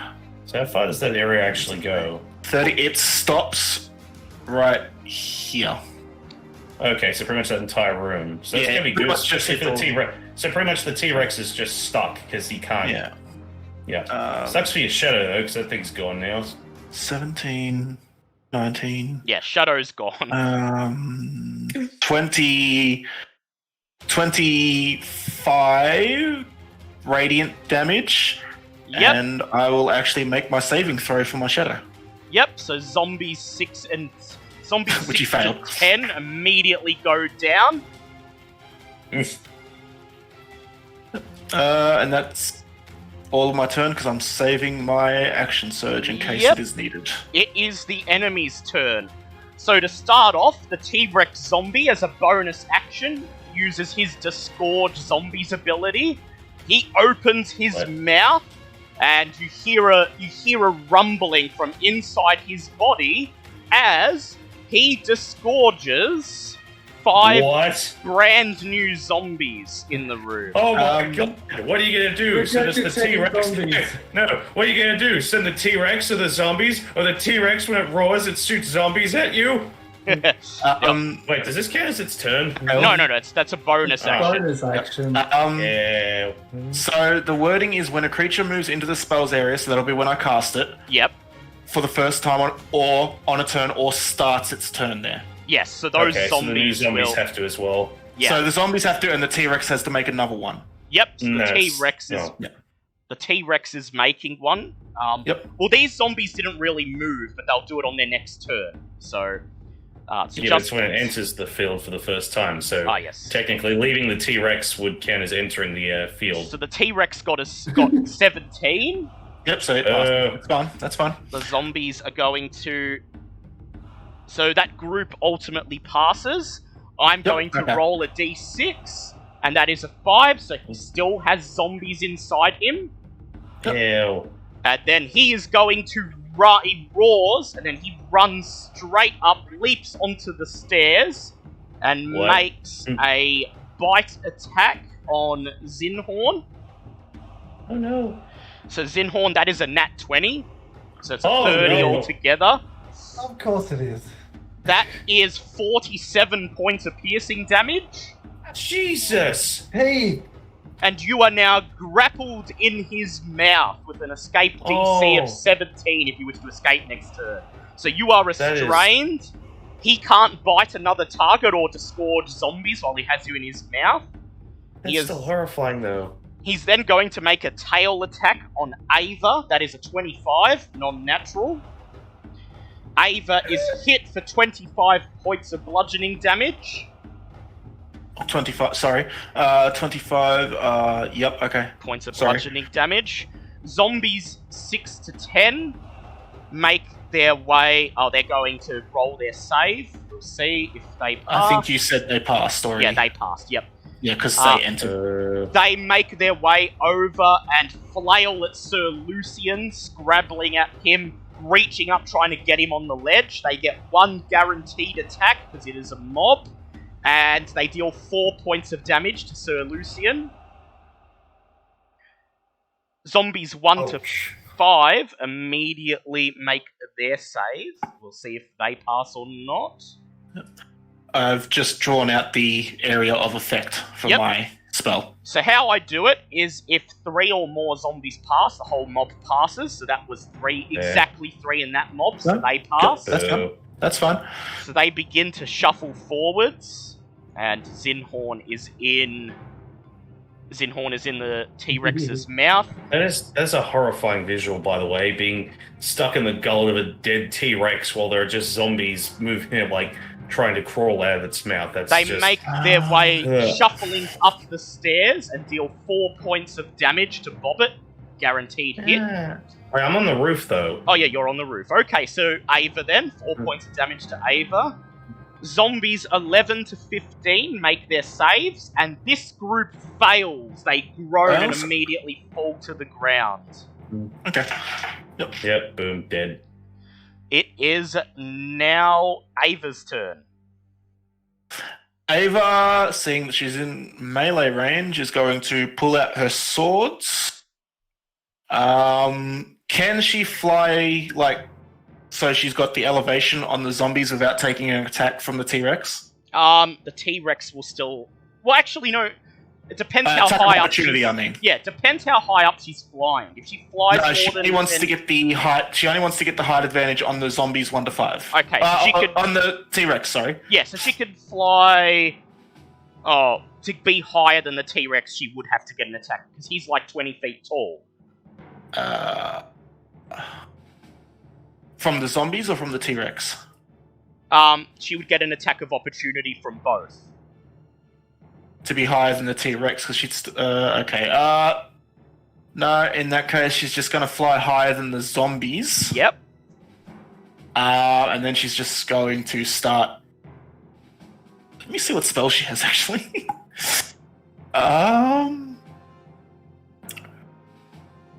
Actually, Zephyr Strike lets her move without getting hit, doesn't it? Yes. So would you like to... Okay, she's going to cast that. Is that a bonus action? Sorry. It is. Zephyr Strike's a bonus action. Okay, she's going to take the bonus action, Zephyr Strike.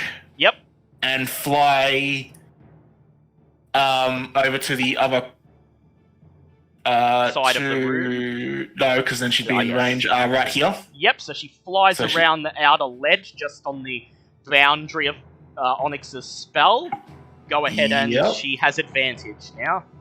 Okay, so that was a bonus action, which means she still has both of her attacks. Okay, she's just going to do 2 attacks against the T-Rex.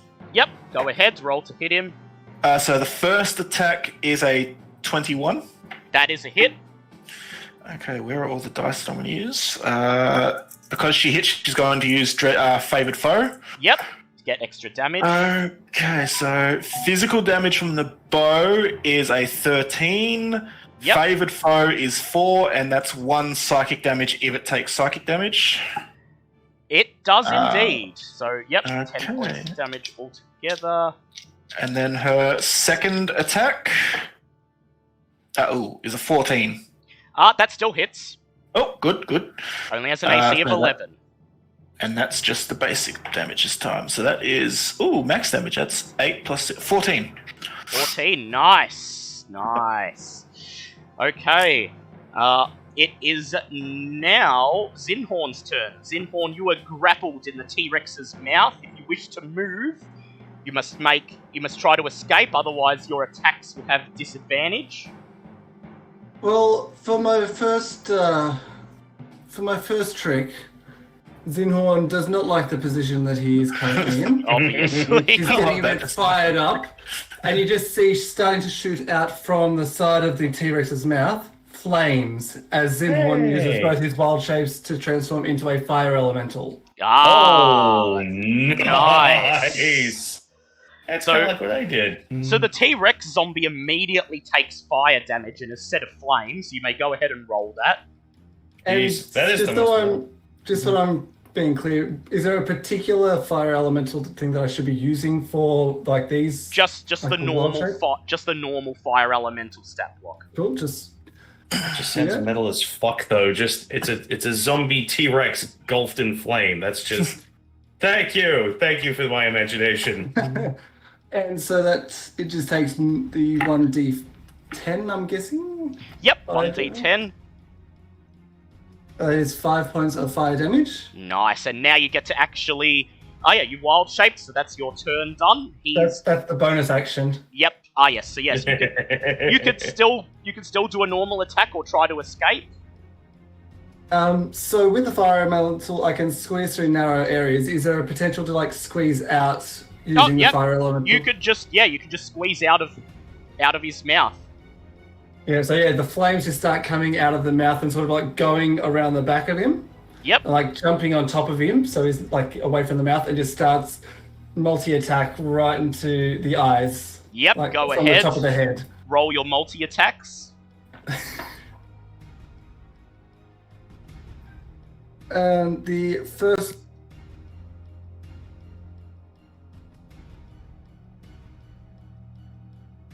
First is a 19. That is a pass. Go ahead, roll your damage. 2d6. That is 10 points of fire damage. Nice. Add your next. And the second is also a 19. That's a hit. And that is 14 points of fire damage. Nice. The T-Rex zombie is looking bloodied as the flames surge down his putrid body. It is Sir Lucian's turn. And Zinhorn's just sitting on top of his head, just just enjoying it. Oh. What would Sir Lucian like to do? Can I get Sir Lucian to... He's currently engaged with 6 and 10, isn't he? He is, yes. So would you like to just cleave through some zombies? Yeah. And clear some house, so I'm going to make my first attack directed at 6 and 10. Yep. Alright. Counts as one entity, though, doesn't it? It's just a multiplier. It's just a big mob of zombies, yeah. Alright, cool. Big swing of sword, and now I lost my dice. Okay, that's a 13. What's That's a hit. 13 That's plus, a hit. I was going to say, Yeah, plus... 13 plus 11, or? No, it's more than plus 11, because he's got the new god that puts his strength That's up right. to That's plus 23. 5. Yeah, So- yeah, it's just fucking through the roof, just... Yeah, so it's actually plus 12 on his attacks now, so yeah, that hits either way, so roll your sword and you get plus 9 to it now from your strength boost. Oh. Oh, shit. Oh, God, I lost the dice again. Alright, okay, here we go. Alright, that is a 1, so plus 9, that's... Plus 9. Okay, you cleave one of the zombies into 2, make your next attack. Alright. Oh God, what, they're gelatinous cubes? They turn it into 2? No. No. That is that's a nat 20. Oh, nice, Sweet okay. Jesus. Go ahead and roll your damage and double it. At least Sir Lucian could get a 32 to hit something. That is, what, 5? 5 plus 10, isn't it? 5 plus 10 to 15 to 30. I will allow you to cleave through enemies. So you deal 30 damage, you dispatch the rest of the zombies in that mob. Jesus. So you just killed 5 zombies. Okay. He's high on his own ego. Does that add any advantage to it?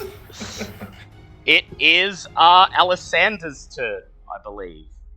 Okay, well... Again, I'm stuck with my area of effect spells aren't going to be much help in this one, sadly. So, I shall get my skeletons and myself are both going to attack zombies 1 to 5, and hopefully we can clear those out so we can focus on the, literally the bigger problem on this. So, I'll just Eldritch Blast, because that seems to work pretty well for everybody. Yep, go ahead. 14 and a nat 20. Both of those hit. Yay, fun. Alright, no, just make it 10. Alright, so the first one was 9 points of force damage. The net 20 was also 9 times 2, so that's 18 plus 9's 27. And then whatever the skeletons can do to, I'm guessing they're going to have to go with swords to... So you clean out 4 zombies from that mob, leaving 1 left. Is your skeleton's turn. The first one hits. First one hits, deals 8 points of damage, kills the remaining zombie. The next 2 move up. one of them hits the T-Rex and deals 10 points of damage to it. It is now Onyx's turn. Onyx, from where he is going... no. It doesn't activate on my turn. It activates on its turn. Yep. Oh, pardon me. Shit, I don't really have too many range spells. I'm just going to cast Firebolt at the T-Rex, I guess. Now how did I look up Firebolt? I believe it's just a ranged spell attack, and it's Yeah, it's just a 2d10. range- 2d10, yeah. Wait, no. No, you're only... What level sorcerer are you? Not Firebolt. 7. Yeah, so you would get the bonus on Yeah, it. it's 2d10. Oh, not Fireball. Firebolt, damn it. Yeah, so 2. So just a ranged spell attack. No, that may actually miss. That's a 10. Well, at least there's no beholden goop to accidentally hit with this one. That's Yeah. true. So, yeah, that was a 10. Unfortunately, that's a miss. Okay. And then bonus action, I'm just going to summon my shadow just to behind it Yep. to Behind the give everyone T-Rex. advantage. Yep. Yep. Behind the T-Rex. So just Lovely. there. Yep. Alright, just getting the token for it. Yep. God, I've got too many tokens now. I Ah!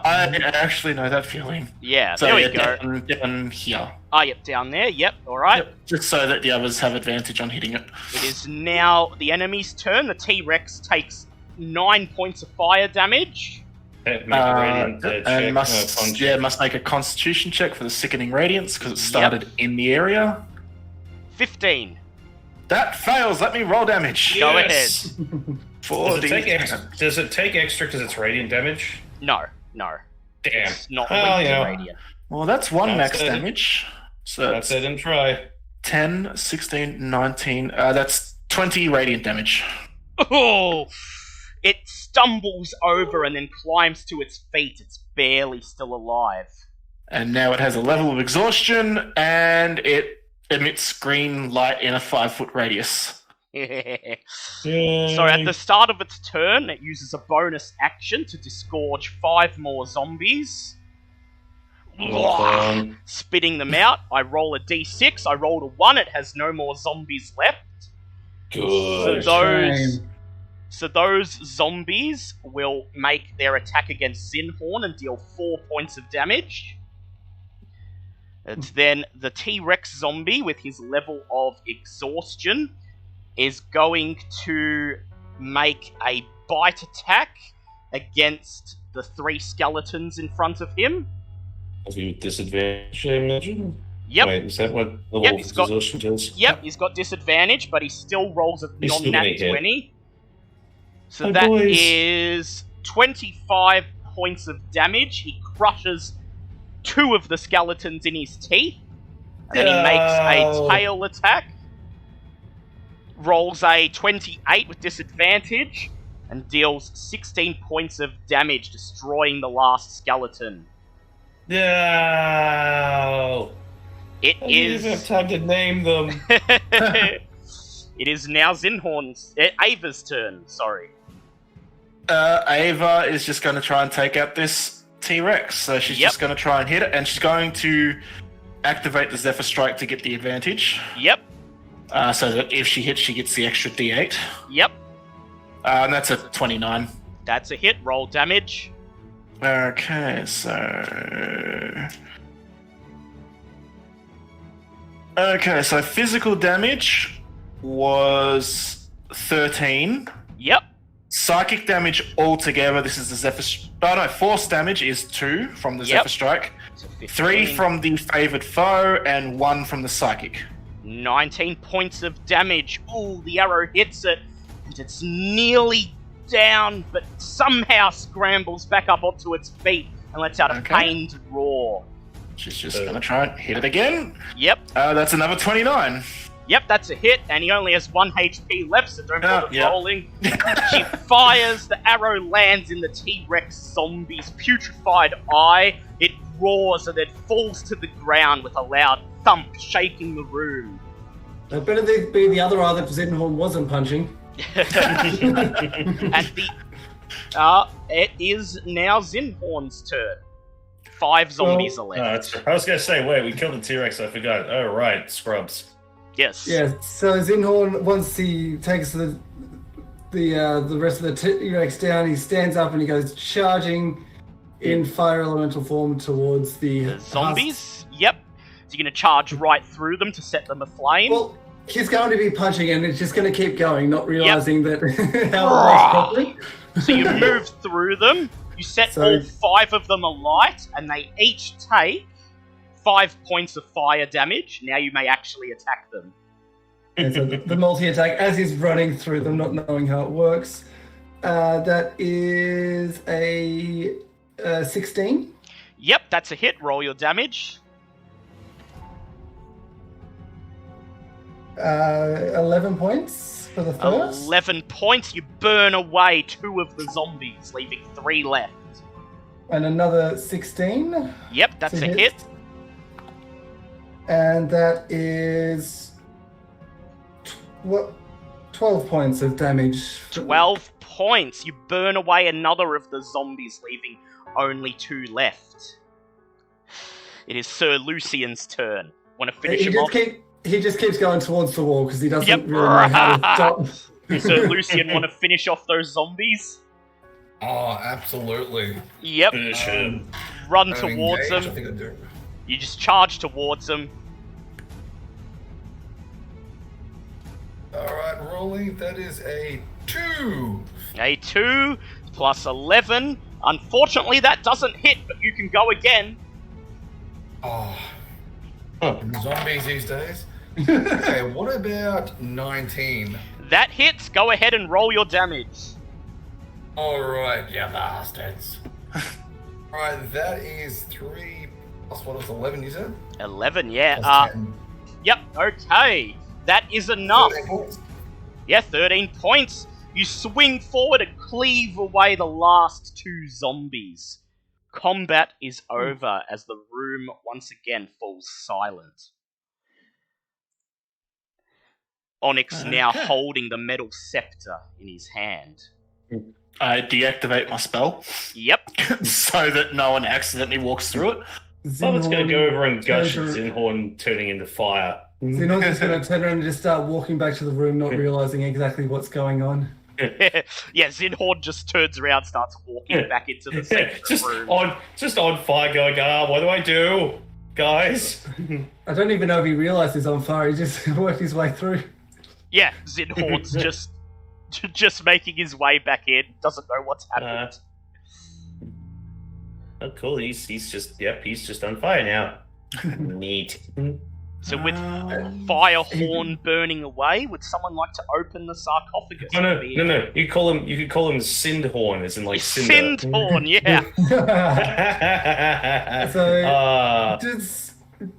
So I can only speak Ignan, is that right? Yeah, you can only speak Ignan now, which is a form of primordial, which means Sir Lucian can understand you. Yeah, Sir Lucian can understand you because he can speak. He can speak the Earth form of primordial because he's an Earth. You speak annoying. You immediately start gossiping about the other party members amongst yourselves, so they can't, and like pointing and giggling at them, and then saying stuff in primordial that they can't understand. Boo! Hands out and be like, I know. Zinhorn's just looking over at them, saying to him, "Why didn't they listen to me? I've been speaking plain here. Why can't they understand?" I was just going to start muttering in ancient tabaxi because she knows she's the only one that can speak it going in. Yep. Looks towards Bob and he goes, "Stop speaking that language. I can't understand you." What you're saying. So just yells back in common. You speak funny when you're on fire. Zinhorn looks at his hand and starts flapping around. So I would like Sir Lucian to please make an athletics check to wrench the sarcophagus of Queen Hanaka open. You're not. There's going to be a banana somewhere. Okay, here we go. That was... Oh, okay, that's definitely a pass. Yeah, that is. So you step forwards, place your hands on the sarcophagus lid, and lift. And this lid is extremely heavy, and as you lift it up, you notice that it's covered on the underside by a layer of pure lead. You push it off, and it clatters to the floor, and underneath are the magically preserved remains of Queen Napaka. She wears the tattered remnants of a black gown and a hornet mask made of painted gold. In her left hand, she holds an iron scepter with an adamantine head. Wasn't for the fact that I don't want to desecrate this It wasn't for the fact that I don't want to desecrate this nice lady's thing. That mask sounds awesome, but we'll leave it. Onyx walks up and will, in quick succession, take out and place the scepter. Yep. You take the scepter out of her hand. As soon as you do, her eyelids flutter open, revealing bloodshot, angry, scared-looking eyes underneath. She looks at you, and her mouth slowly begins to open. You then slide the other scepter into her hand. Her fingers slowly wrap around it, and her eyelids flutter closed once again. Bubba can bring back the dead, but even she was disturbed by that. You now have Napaka's scepter. It has a singular purpose, and that purpose is to control a construct that bears her name, that exists somewhere within the tomb. Okay, so... Sounds awesome! So what was it called? Sorry, It is the Scepter of Napaka. Napaka. Hold on. Scepter of N-A... Paka. Okay. Scepter of Napaka. Okie dokie. I should probably capitalize that just so that my OCD doesn't freak out on me. Appears to be nothing left in this room. Okay.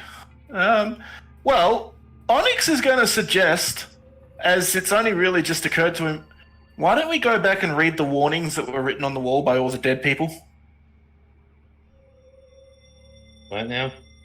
Well, when we entered, it was described that there was warnings written on the walls by past adventurers who came into the tomb, and we kind of just glossed over it, and maybe there's important information, like... No. They're not warnings. They're images, depictions of past adventurers meeting their ends in the tomb. No, in the main room. Oh, in the main room, yeah. Yeah, in the main room. You want to go back and read them? Well, that's my suggestion. Yeah. Where we came in, the stairwell. Yeah, you want to go back to the stairwell and read them? I mean, unless there's anything else in this place. Real quick, is anyone else going robot-y, or is it just my connection that's making you guys robot-y? I think it's just yours, because I can't hear. Yeah, I'm good. Okay, I will disconnect and reconnect then. Yep. So, does Zinhorn... I keep forgetting this. Does Zinhorn keep his mental stats when he wild shapes, or does it use... I believe so. Yeah, you do keep your mental stats. Okay. So... Your intelligence, wisdom, and charisma remain the same. It's only your physical stats that change. Yeah, so Cinderhorn is going to go back out into the room and make sure that there's nothing else that they should know about in this area before we give it a full miss. Yep, no, now that the zombies are gone, the image of Bobbert talking to the skull and activating the Banshee remains incomplete, still lacking its finishing touches. Oh. All of the other images around the room depict various adventurers meeting their end, either at the hands of traps or monsters elsewhere in the tomb. A dragon-born paladin getting trapped in a small passage and suffocating. A dwarf being eaten alive by a swarm of locusts. And other such disturbing paintings. Mm-hmm. So make your way back to the stairwell. As you guys make your way back to the stairwell, the four gargoyles look up and silently watch you. You fan out and begin to run your hands over the walls, seeing if previous adventurers have left anything carved, written for you. And I think Remy misheard me, because when I said warning, I was talking about the 4th of Asarak's warnings, The but plaques here. yes, but you happen to be in luck. I would like everyone to make an investigation check, please.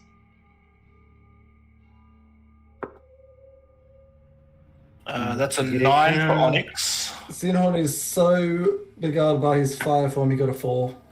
Bubba is still creeped out from what we just witnessed that she got a 5. That was a nat 1. Ava got an 8. Wow, we... That is Yeah, 11. that didn't work. Yep, so that is a Well, group we suck failure. at this. So the floor is covered in a thick layer of dust and bones, and there's dust and grime caking the walls, and you clear some of it away, and by happenstance manage to see a phrase that somebody has carved into the stone floor fairly recently. It simply reads, "The mirror takes people." Okay. If there is anything else written, it's under years' worth of dust and bones. It would require some time to actually unearth. Okay, fair enough. I cast prestidigitation to try and remove the dust? No, because there's too Didn't much. think so. Fair enough. If it was a little bit Well- of dust, yes, but we're talking like decades worth of dust and dirt and grime and bones scattered all over the floor and caked on the walls. So you've been given one warning. The mirror takes people. Well, the mirror holds 12, and the mirror takes people. Yes. This all seems very ominous. So, where would you like to go now? Well, as Bobbert was saying before, we could go check out that chest now. You guys want to check it out? Hmm. Very well. Keep an open eye out for traps. Good 'Cause, idea. yeah, Onyx will have his shadow out and be rearguard again. Yes. I would Onyx. love to have my skeletons check this, but they are all dead. Hey, they got some good hits in though. Oh yeah, no, they went proper Monster Hunter on that thing before they were crushed horribly. And they went out like champions. They did. Like, absolute troopers. So, after 10 feet, this dusty corridor becomes a staircase that descends 15 feet to a lower tunnel. Resting on the floor at the bottom of the staircase is an old treasure chest with a rusty built-in lock. Just beyond the chest, the tunnel opens to a huge, dark chamber.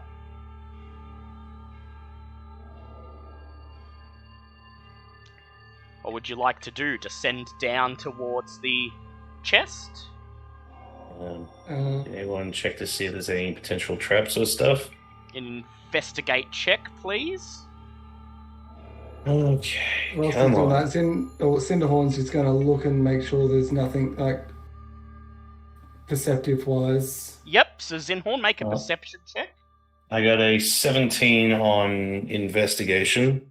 19 on perception. So Zinhorn, you notice that just behind the treasure chest, the stone tile just beyond it parts in two in the middle. There is a line through the middle of it. About 5 feet by 5 feet, this stone tile is. Meanwhile, Bobbert, you examine the surrounding area and you notice that right at the head of this thin hallway, on the roof is a large circular slab of stone embedded in the roof.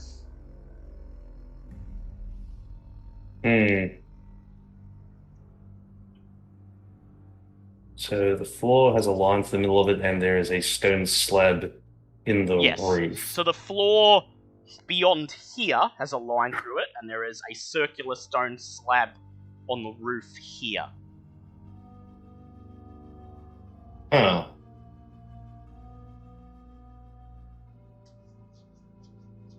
Which I get the indication would probably trap anyone that tries to go.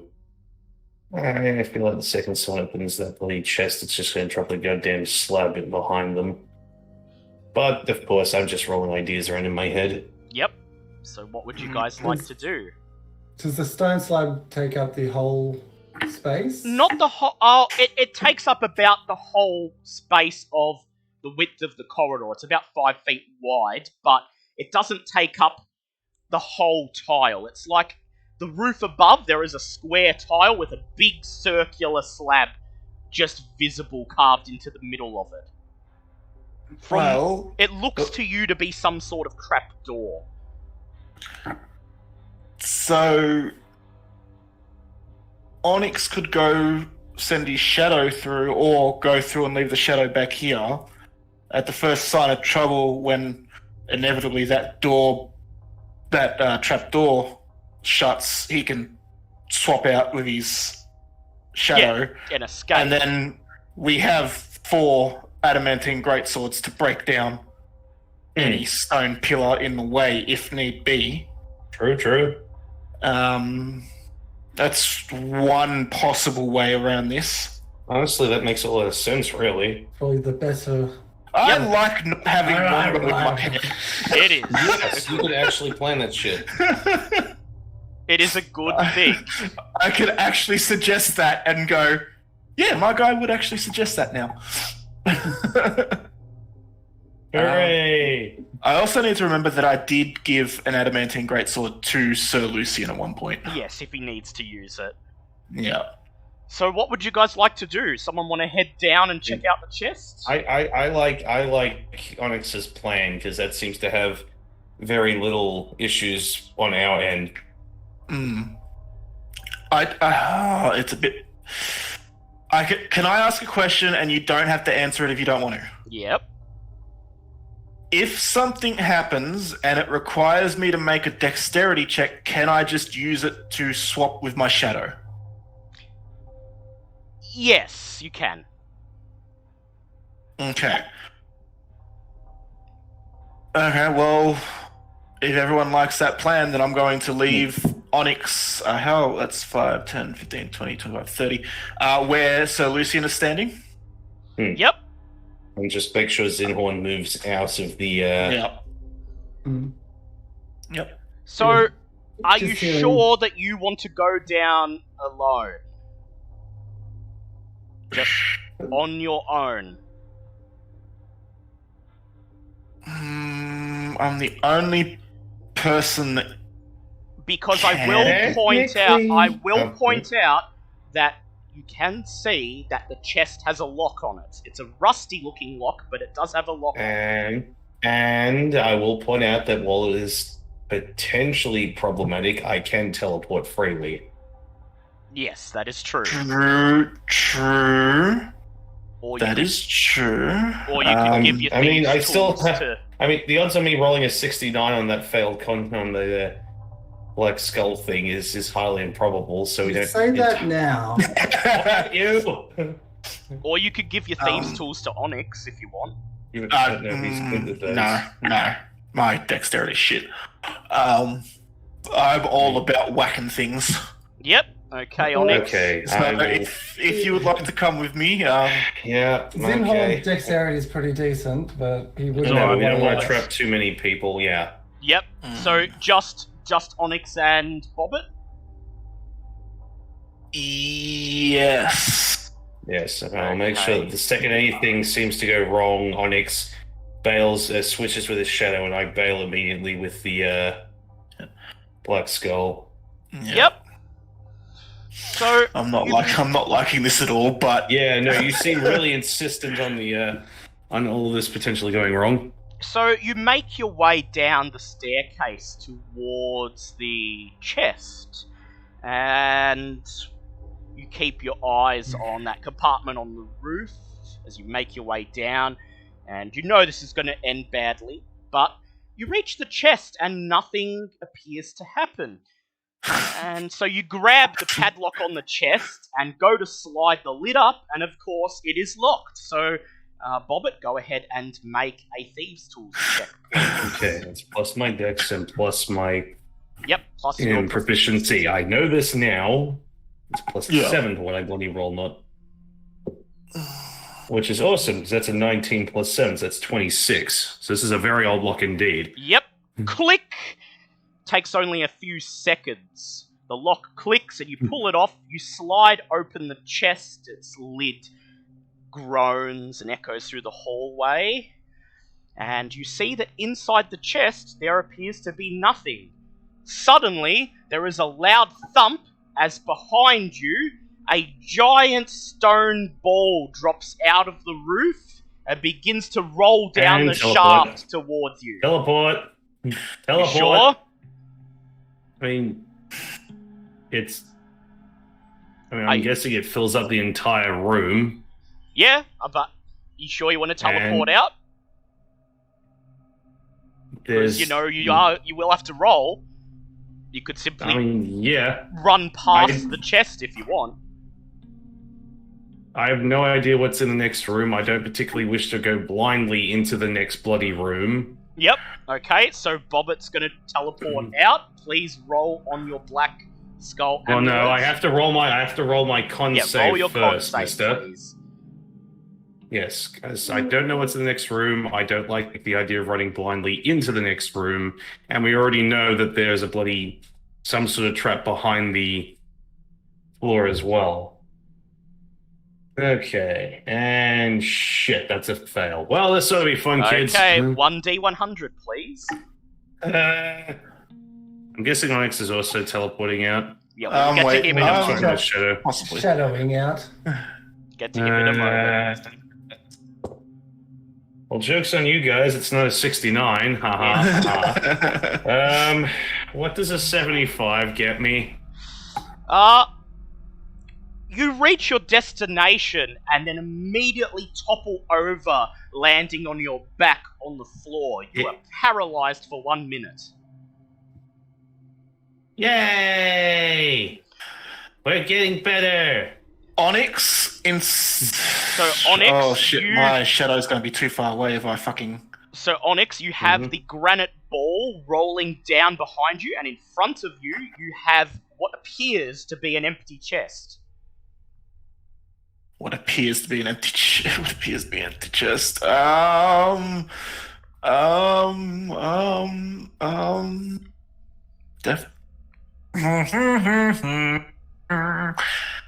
gonna shadow out and see what happens to the ball. Alright. You shadow out.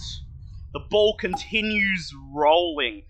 It makes it about halfway down the shaft, and then there's a loud thunk as the tile behind the chest parts in two, as if anticipating that someone would run that way, away from the ball, revealing inside a 10-foot deep pool of pure acid. Oh, thank God! Yeah, Because I was considering jumping over the chest. The big granite ball continues rolling. It crushes Onyx's shadow underneath, rolls over the chest, crushing it into splinters, and then falls down into the pit of acid, where it lands with a splash. Okay. And congratulations on trying to make us paranoid enough to go, no, we better stay in the way. Maybe it's an illusion. Because Jokes No. on you. There was an invisible key in that chest, and you've locked yourself out of one of the artifacts now. Ah! Well, Wait. Is there another slab in the roof? Like, is there another ball in the roof ready to drop? Just an empty hole now. I will summon my shadow again. Yep. Right where I'm standing. Yep. And you're going to go in there? I'm going to go down, stand where the chest is, and see how far in I can see. Yep, into the hole, you mean? No, into the room. Yep. Okay, you make your way down to standing on the splinters of the destroyed chest, and you peer over the pit of acid, and you can see quite clearly into the room beyond. It's a large open room. There's a sarcophagus in the very middle. It is quite clearly a tomb of one of the 9 gods. How far across is this pit of acid? It's literally just this tile here. I'm pretty sure it's blocked by a giant ball of rock now, so... Yeah. It is, but the rock is going to melt eventually. But, like, for the moment, for like the next 10 minutes, falling in there is not going to really be much trouble for you. I'm gonna re-summon my shadow in the room. Very well. You re-summon your shadow in the room. He appears in the room, and nothing appears to happen. 5, 10, 15, 20, 25, 30. Okay, so that's as far as he can go. Shit, I can't reach the sarcophagus. If I have my shadow standing on this side of it.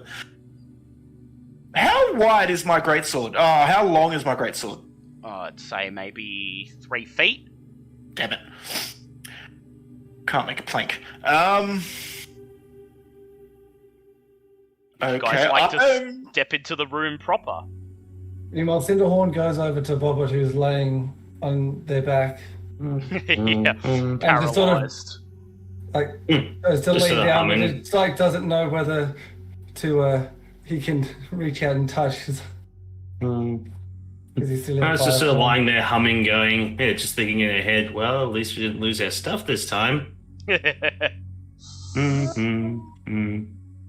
guys want to go join Onyx in the room? Because it appears to be safe. I mean, I have a minute. I'm still going to have to kind of sit here.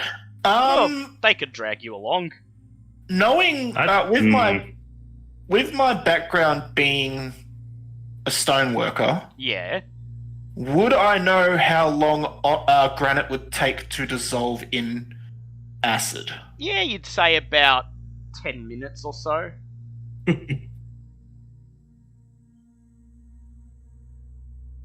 I'm going to quickly run back up the stairs, tell the others that we have about roughly 8 minutes before the stone fully dissolves.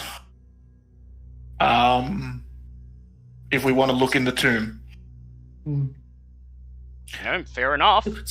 Goddamn invisible key in the chest. That's just mean. It's Acerak for you. Don't Don't worry, there is still a way to get the artifact without the key. It's just going to be a bit harder now. Of course it is. 'Cause, you know, this has been so easy so far. Sorry, I digress. Why do I have 4 adamantine greatswords here? Because you no, that's right. Yep. Do you want to? So, do you guys want to follow Onyx down into the room? Can we wait a minute? Oh, I mean, you can drag Bobbert with you. Can we wait a minute? Cinderhorn can't really do it without. So Lucian and Ava can. I know. I just don't want there to be any traps that we suffer there. And they go, oh, Bobbitt's just paralyzed and completely helpless. Well, if Onyx is correct, and there's a time limit, you'll have 1 minute less when you head in. Cinderhorn's going to head down with Onyx. Yep. I'll leave Ava looking over Bobbert. Alright, Cinderhorn heads in with Onyx, so Lucian. And so Lucian follows along. Do you want to follow along, Sir Lucian, or you want to stay out of this room? You guys can drag me in if you really need to. God. Ava just hoists Bobbert up over her shoulder and brings her in, convinced that the staircase, at the very least, is safe, and it just plonks Bobbert down on the floor in the tomb itself. Actually, thinking about it, I can just shadow myself across the 5 foot. Bobbert can just walk along the wall. Yeah. Zinhorn can vine his way across if he goes out of the It's just Sir Lucian that has the issue. And Sir Lucian has his carpet. Yeah. So you can all get over so quite there's easily. no real threat. There's no real threat on this one. I was wondering why everyone was freaking out over this. So I was thinking that he thinks that, like, when it melts away, another one's going to drop down, but that... No, I just forgot that everyone has fucking mobility. We are a very mobile, we are a very good tactical group here. So except right now, except right now, Bobbert is I am lump. paralyzed. just lying on the floor, not moving. So 4 marble columns support the ceiling of this grand tomb. Twin staircases ascend to an upper gallery, where a carving in the form of a giant maze adorns the wall. On the floor of the tomb stands an opaque crystal sarcophagus that constantly changes colour every 6 seconds. Murals of minotaurs adorn the walls on the lower level of the tomb. The maze holds the key. In Sir Lucian's head, brave Kabazan says, "Ha! We are the brave ones! Let us inspect that maze carving and be the first to touch it!" I can't say anything because I am lump. So this I is imagine by the maze time it takes us to walk down and then walk up to the maze, a minute will have passed. Yeah, we'll have. Probably. Neat. You let me know when that happens so I can do things. Alright. I will be right back. So Onyx and Atla do not touch anything. Yep, so what would the rest of you like to do? Should we just inspect the room, or are we pretty much inspected everything at this point? Is Well, any that really you stands out? There's the sarcophagus, it seems to be changing colour every few seconds, and then there's the large carving of the maze on the wall up on top of the balcony. Which apparently, the hint for this one is the maze holds the key. So I'm guessing whatever. Is there any like symbols on the sarcophagus, like which would identify whose it is? So you approach the sarcophagus, Zinhorn, and as you approach it, it changes colour several times. You count seconds between each each colour change. Happens exactly every 6 seconds, from red to gold to black to blue to green, and you notice an image of a snail carved into the front of the sarcophagus. It's Unk. Goes back and well, doesn't go back. Turns around and describes what he sees, but again, only Solution understands. Yep. So So Lucian imparts it to the party that there's a snail on the sarcophagus, and this appears to be Unk's tomb. What would you guys like to do? There's a minute passed. Yeah, Bobbit, you're free to move now. Yeah, second Bobbit gets where Billy just sits. I was like, Bobbit thought that was forever. Just sort of looks at the black amulet thing, goes, maybe, I'm sure it'll work properly eventually. At least we didn't lose our stuff. Ooh, maze. So you're gonna run up to the. To compare. I will. You're gonna run up to the maze straight away, Bobbit. Well, I'd like to investigate the maze. Yep. Not touching it, because, everything in this place is booby-trapped to hell, but at least like to look at it. Bobbit, you make your way up to the balcony, stand in front of the maze carving, and see that it is set into the wall itself. It is a carving of a stone maze. The paths of the maze are embedded in the stone, and you notice at several points in the maze there are multiple coloured rocks. A gold one, a black one, a blue one, a green one, and a red one, all scattered at different points of the maze. It takes you a few seconds, but as you lean over the balcony to tell the others what you see, you catch sight of the sarcophagus changing colour, and you realise that the colours the sarcophagus changes into match the colours of the stones in the maze. Oh.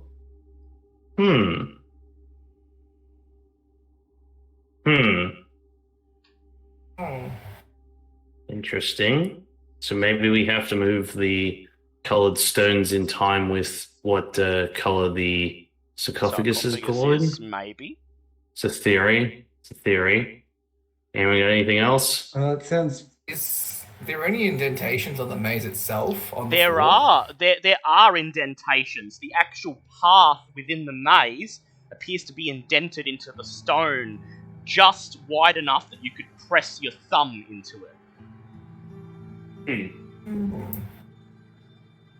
Well, let's... Where do you want to start off, guys? You want to move first? Alright, can we find out where the colour pattern starts from? So, the pattern appears to go in a cycle. I would ask Sir Lucian to make a perception check, please. My perception is short. Can't be worse than mine. Alright. That is a... failed. Got 5. Yeah, Zinhorn or Cinderhorn is like the... Yeah, the one who spots things. Yeah. Bobbit, go ahead and make a perception check, because you're next to Sir Lucian, so he would tell you what he's trying to do. miming it to. Ooh, that's a 19. So you watch as the sarcophagus changes colour, and you determine that the cycle goes as such: blue, gold, purple, green, red, black, and then back to blue. I'm trying to write that. I was trying to write that one down. I got blue. Blue, gold, purple, Gold, green, red, black. purple, Blue, gold, purple, green, red, Purple. black. Green, black, red, black. gold. Red. Red. Red, Red, black, gold. So blue, gold, purple, green, red, black, gold. That's correct. Back to blue. No gold at the end. Yeah. Yep. Oh, no gold. Yep. Yeah, sorry. So it does appear to flash this same sequence every cycle. Yeah, it goes each color lasts for 6 seconds, correct? Yes. So what do you want to do? Wait till it starts the cycle, and when it's blue, touch the blue stone? Did you say that there were indents on the floor? What were the indents on the floor? No, they're not on the floor. They're On on the the wall. maze carving on the wall. Oh, okay. They're just dug into the stone. They're roughly big enough that you could press your thumb into them. You don't know why. You don't know why the parts of the maze are actually carved into the rock rather than just being an image. You don't know why they have depths, but they do. Can Onyx go up and have a look at it and see if there's only does each path have false ends? Make an investigate check, please.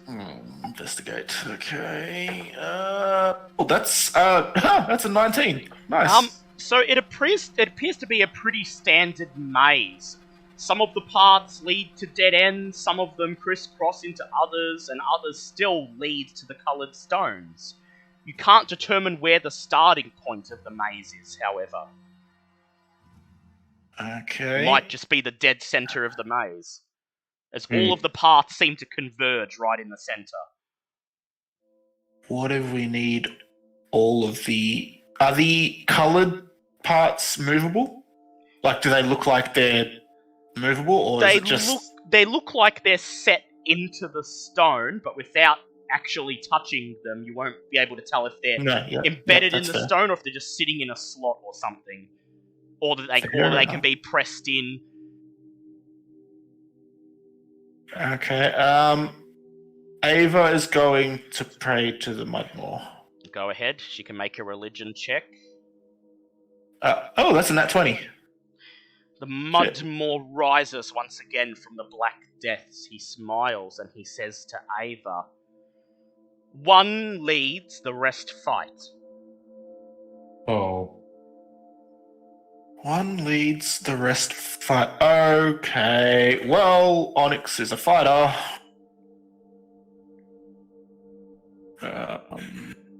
Is there anything else about this ring that we notice? Nope, aside from the sarcophagus, the walls are covered. The walls on the lower level are covered in faded murals of minotaurs, but that's it.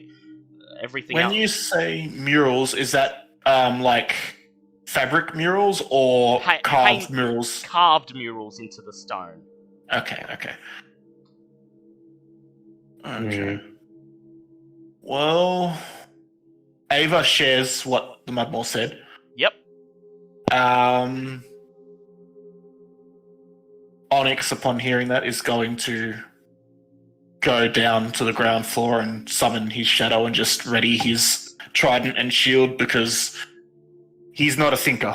No, he's not a thinker. As I've said. Yeah, his skills lie in the more martial areas. if there is fighting, Sir Lucian's probably going to be fighting. So Sir Lucian, do you want to make your way down to the lower level with everyone else? Oh, yes, I shall do that. Yes, leaving Bobbit with the maze.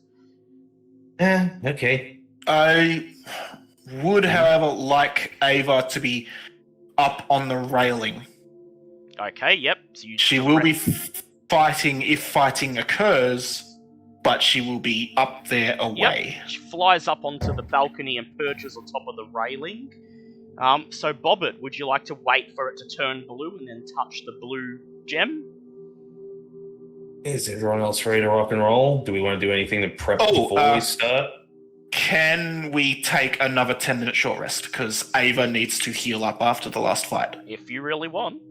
Hold on. Does she have any I was gonna say we could say that we did this while we were investigating stuff. Well, no, you're going to have a short rest now if you want. Actually, no, I'm not going to risk spending more time in here than we need to. I'm going to use a potion of greater healing. On her, yep. Yep. Just let me write down that I've taken away a potion of greater healing. Is that the one that she had? She's already used that. She used it last week. Did she? Okay, I'll just use 2 potions of healing then. Yep. 2 pot heal. Okay, so that will be 4d4s Plus 4. 4? Yeah. Yeah. Which hopefully will help. Hopefully. That's a 3, that's a 1, that's a 3, and that's a 3. So that's 3, 6, 9, 10 plus 4, so that's 14 health. Brings her back up to 69, 73. Yep. Yeah, I'm happy with that health. Yep. Okay. Alright. So, Bobbit, you wait for the sarcophagus to change to blue, then you reach out and raise your thumb towards the blue gem. The intricate carving shifts before your eyes, its configuration ever-changing. The maze has no exit. Its tiny corridors are lit by pinpricks of tiny torches and suddenly clouded by fog. Ava, who is up on the second level, suddenly notices that Bobbit vanishes, pop out of existence with no fanfare. Bobbit, you stand within a 15-foot-high passageway walled by smooth, featureless stone, lit by torches and shrouded by fog. There is no ceiling, but when you look up, you see an overlarge, distorted view of the room you left behind. Oh. As this happens, there is a loud click, and suddenly all of the murals begin to slide open, revealing rooms on the other side, where piles of bones rapidly coalesce to form minotaur skeletons, which grab their weapons and begin to step out towards you. Please roll initiative, including Bobbit. You know what? I don't know who got the worst end of the stick on this one. Oh, fuck. Okay. Balls. So that was so much better. I rolled a 2, so that makes it a 13. I got a 17. I'm just trying to determine right now who actually got the worst end of this fucking deal. Onyx got an 8 and Ava got a 19. Okay, and what did Sir Lucian get? An 8. 8, okay. So Ava's up first.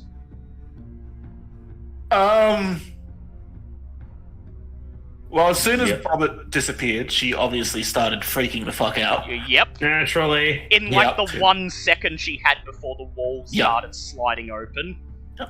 I just got to put that in there because if I don't say that she freaks out when Bobbit disappears, I will be skinned alive. I know. No, I won't be, but I'll make it awkward for the next session. You to, yes. My baby! She shouts as she scrambles for her weapons. Pretty much. I really quickly need to look up what Cordon of Arrows does. Because it sounds like a spell that, that she would use. I will look it up for you. Cordon of Arrows.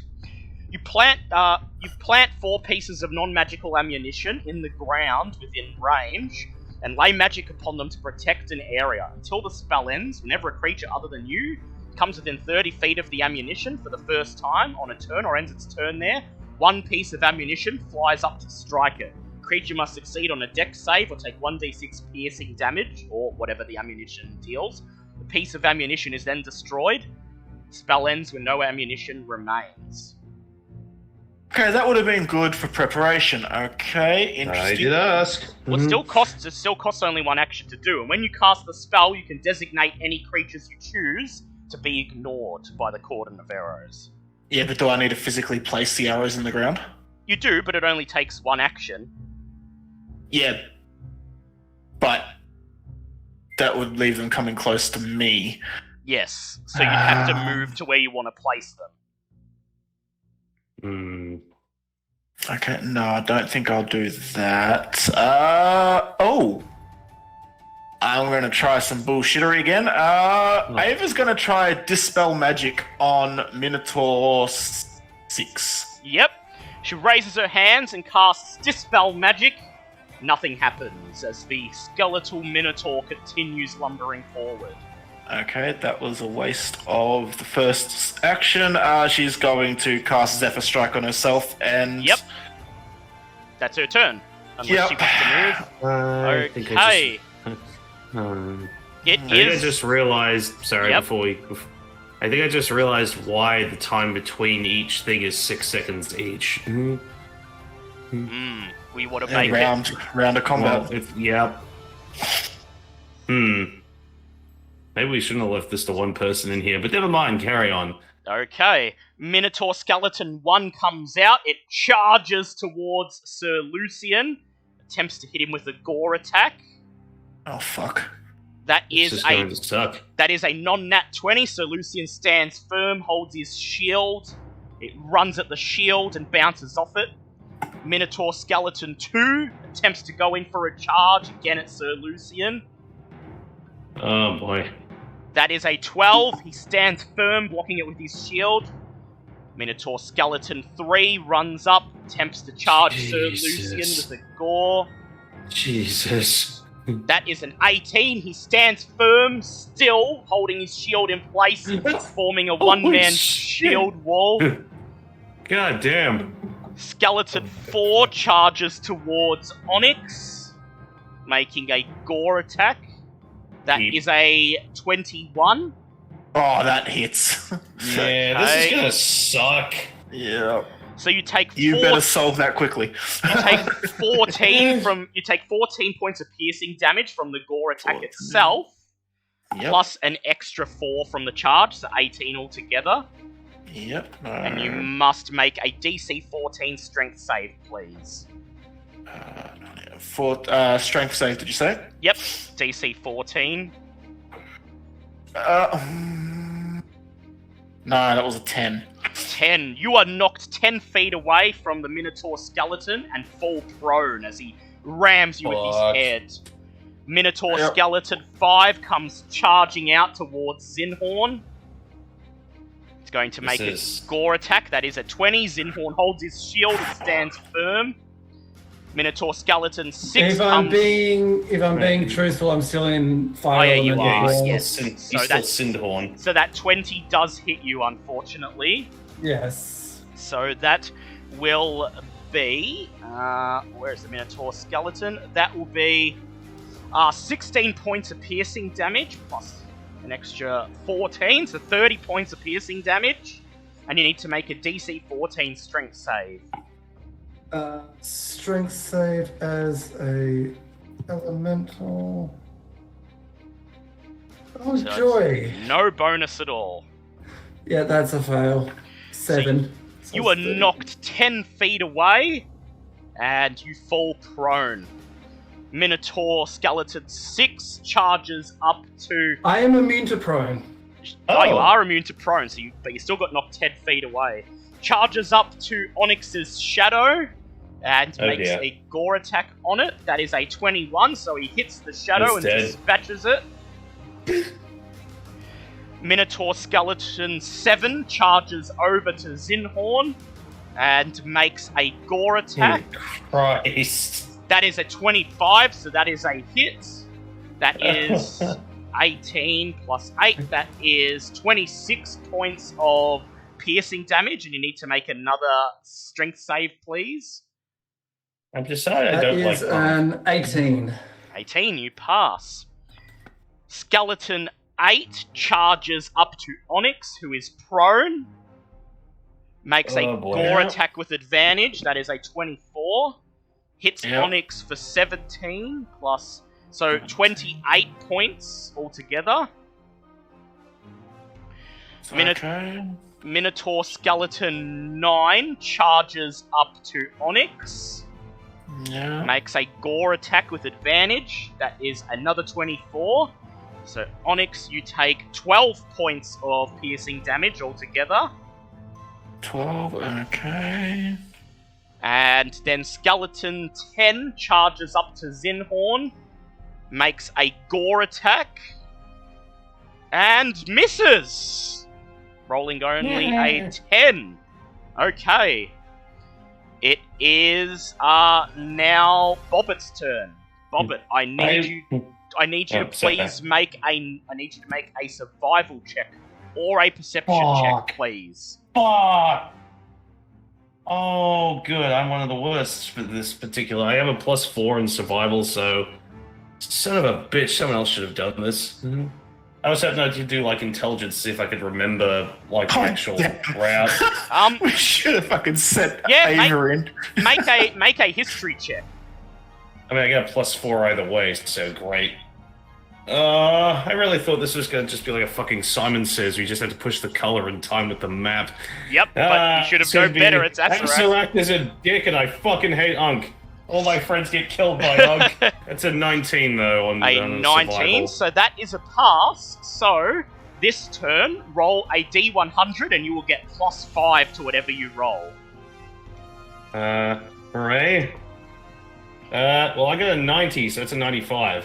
A 95. You begin searching the maze. You hear the sounds of battle, loud, booming through the maze. You look over your shoulder and look up into the sky and see huge, giant Minotaur skeletons locked into battle with distorted, gigantic versions of your friends. You try to remember the layout of the maze and spend the next seconds running through the multiple paths. With your 95, you round a corner and find a key made out of green crystal floating in midair at the dead end, at the end of the corridor. A green key? A green key. If you take it, you will be teleported out of the maze. So if I take a green key, and then I wait for it to turn the sarcophagus to turn green. Yep, you may unlock it with the green key. However, I'll give you a bit of behind the DM screen knowledge, is that the type of key you use to unlock the sarcophagus determines what type of gift you get. The green key is the third most valuable. The black is the most valuable. So above the green are the red and the black. So you currently have found the third most valuable key. Yeah, but I also don't want I'd be more concerned at this point about, hey, my friends are fighting a literal fucking army of Minotaur skeletons. Yep, so you want to grab the green key? It's a key, it looks shiny and valuable, fuck it, let's go. Yep, you run forward, wrap your hands around the key, and in a split second, you are teleported out of the maze, standing on the balcony, overlooking the fighting. And that is your turn done. It is... as far as I know, unless I don't think I have a bonus action spell. It is now Onyx's turn. Okay, well, seeing as this is just a fucking fight for survival, I'm going to use half my movement to stand up. Yep. I am going to use a second level spell slot to cast Blur on myself. Good idea. And then I am going to use 5 foot of movement to move nowhere. This is actually probably the safest place I can be. Actually, no, I'm going to use my Blur to move here. Yep. 5 foot of movement to move here, so no attacks of opportunity. Yep. And my bonus action to summon my shadow down here. Yep, your shadow blinks into existence, surrounded by minotaurs. Yep, so now there is disadvantage to hit me. I have that down there to hopefully stop them running off. Yeah, that's probably all I'm going to do. It is Zinhorn's turn. Alright, so Zinhorn in fire elemental form is going to attack number 10. Yep, Multi-attack number 10. go ahead. That is a dirty 20 to hit. That is a hit. Roll your damage. Awesome. And that is going to be 9 plus 3 is 12 points of fire damage for the first one. 12, nice. And then the second attack is a 19 plus 16. 19 plus 6 it is, so That 25. is a hit. Roll your damage. And that is 6 points of fire damage. Nice. And then final move is going to go into number 10's space. Yep. And burn Flame him. Whoosh. for 5 points of fire 5 damage. points of damage. He is set alight, but skeletons 8 and 7 get attacks of opportunity against you. So Even if I'm sorry, I gotta go through his space, do I? yes, you do. You can't sit. You can't stay in his space. So the first one rolled a 17, which is a hit. Enter a hostile space and stop there. Yep. You It take. says that I stopped there. Just Yep. real quick, guys. Yep. I may disappear because there is currently a thunderstorm happening, so my Yeah. power may go out. Same I may here, I can disappear. see same that here. coming on the horizon. Same here. Okay, so you take 19 points of slashing damage from his great axe. And So his- if it says that I stop in the, like, you enter a hostile creature's space and stop there, so does that mean I can stay in the space? no, because says- because two creatures of the same size can't stay in the same space. Really? Well, actually, no, you're large, so you can stay there. So no, you don't take that damage. So you just stay in that space. So you're fine. Cool. It is Sir Lucian's turn. I thought fire elementals were medium for a sec. Okay. What would I'm you like going to do? swing into our probably number 2. Number 2, go ahead, hit him. All right, that is. Oh wow. Let's do it at 20, but it's an 8. That's an 8. Yep, that's a hit.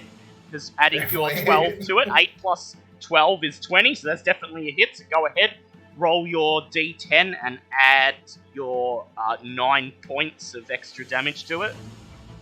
D10. I've been rolling D8s. Oh yeah, that's right, because you get your shield. It is a d8, sorry. It's a Right, d8 that plus is- 9. Oh, 6 plus 9. That's 14 points of damage there. 14, lovely. And Again, sorry. let's see how you go. Oh, I rolled a 3 on that one. That's still gonna be a hit, because he's only got an AC of 12, so go ahead, roll your damage. That is 8 plus 8. Now it's time to pay a 16 points visit to- damage. Would you like to throw in a maneuver for extra damage? Oh, that'd be lovely. I think it'd be Yeah, a... probably good idea. Which one would you like to throw in?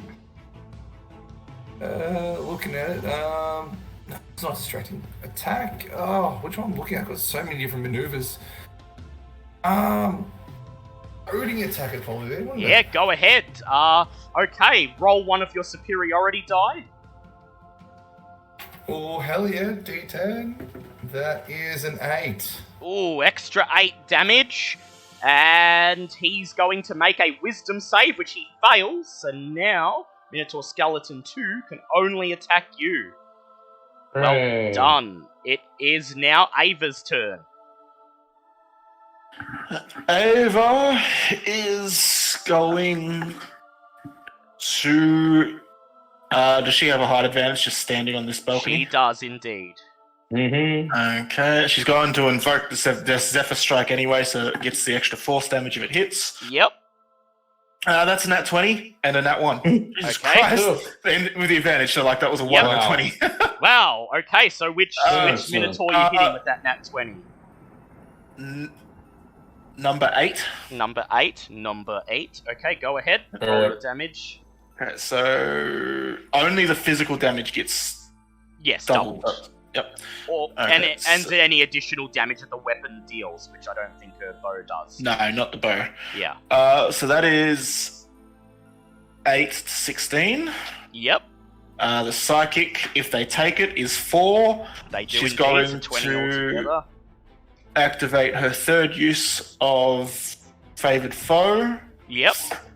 That was only a 1, unfortunately. But then the force damage is another 8. Ooh, 29 altogether. That is good.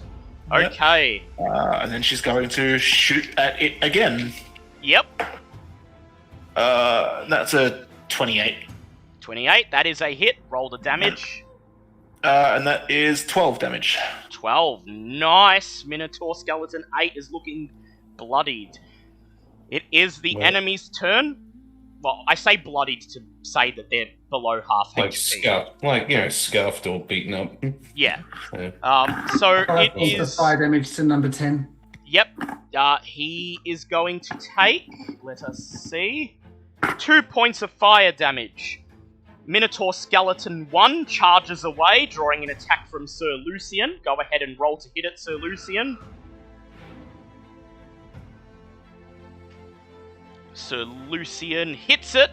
I just lost the tab. I'm going to assume Sir Lucian hits it, so go ahead and roll. Alright, that's an 18. That's definitely That's a hit. Go ahead, roll damage. Okay, that is an 8 plus 9. Or plus, 16 points of damage. Ooh, nice. He continues charging away, recoiling from your hit, charges up the stairs, and attempts to make a gore attack on Ava. And let us see. That's a nat 20. Oh, God. Fuck you. Ava takes 26 plus, takes 33 points of piercing damage, and she needs to make a DC 14 strength save. Christ. Yeah, I'm just working out what 33 is. Yes. Okay. I also realise I'm working on level 9 Ava here. Yeah, so. yeah, you're working on a version that hasn't been leveled up. I don't know if Kitty had a chance. It's okay, it's okay. Up. And then you said a strength saving, did you? Yes, 14. God damn it, that was a nat 1. She gets blasted 10 feet back and falls prone. Yeah. Minotaur Skeleton 7 charges away, drawing an attack of opportunity from Zinhorn.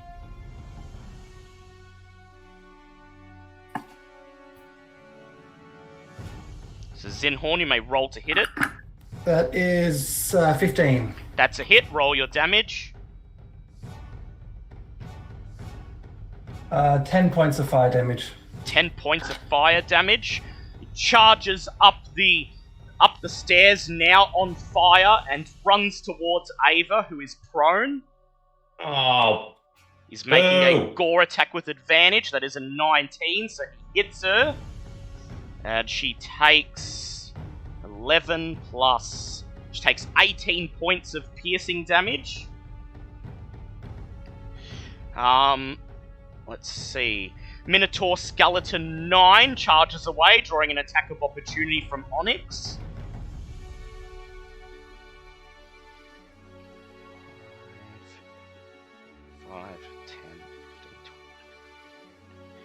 Sorry, that was a nat 1. Nat 1, yep, you're unable to hit it. He charges away up the stairs and almost makes it towards Bobbit, but can't quite make it. Minotaur Skeleton 8 swings his great axe at Onyx. That is an 18 to hit, so Onyx blocks it. Minotaur Skeleton 10 attempts to swing his great axe at Cinderhorn. That is an 18, so that's a hit. So Cinderhorn, you take 16 points of slashing damage. Minotaur Skeleton 4 swings with advantage against Onyx's Shadow. That is a 21, so he hits it and neatly dispatches the Shadow. Minotaur Skeleton 6 runs up and flanks Zinhorn. He makes a Great Axe attack. That is a 23. Zinhorn takes 22 points of slashing damage. Minotaur Skeleton 5 moves up, flanking Sir Lucian. And then all 4 of the Minotaurs that surround Sir Lucian raise their Great Axes and go into attack. Jesus. And all 4 of them are unable to pierce his shield. Sir Lucian stands firm. I think Sir Lucian gets MVP today. Yeah, holding off 4 He is Minotaurs. the shield wall. He is holding off 4 on his own. It is now Onyx's turn. Oh wait, no, sorry, it's Alisander's turn. What color is the sarcophagus? It was blue when I went in the maze. Then while I was in the maze, it was probably, I believe it was gold, so... Yep, and a round is 6 seconds, so yes. Let us see. Right now, it is purple. It will turn green next turn. Oh. See, I'm in a bad predicament here, because I don't believe Ava can successfully hold off 3 of these stupid things by themselves, yet I know I need to be next to this sarcophagus with key in hand when it turns to the right color. Otherwise, we have to keep fighting these things. Well, as long as you can get to it next turn. Yeah, but I know by the end of this turn, I'm going to be surrounded by Minotaurs, and if I disengage, I'm going to be stuffed. Yeah. So you'll just have to take attacks of opportunity. Yeah, or does Ava go before or after the Minotaurs? She goes before the Minotaurs. Okay.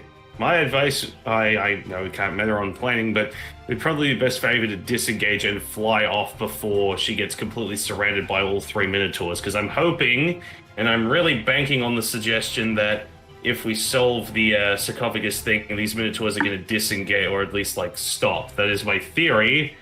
I can and probably am wrong, but I have to test this. So...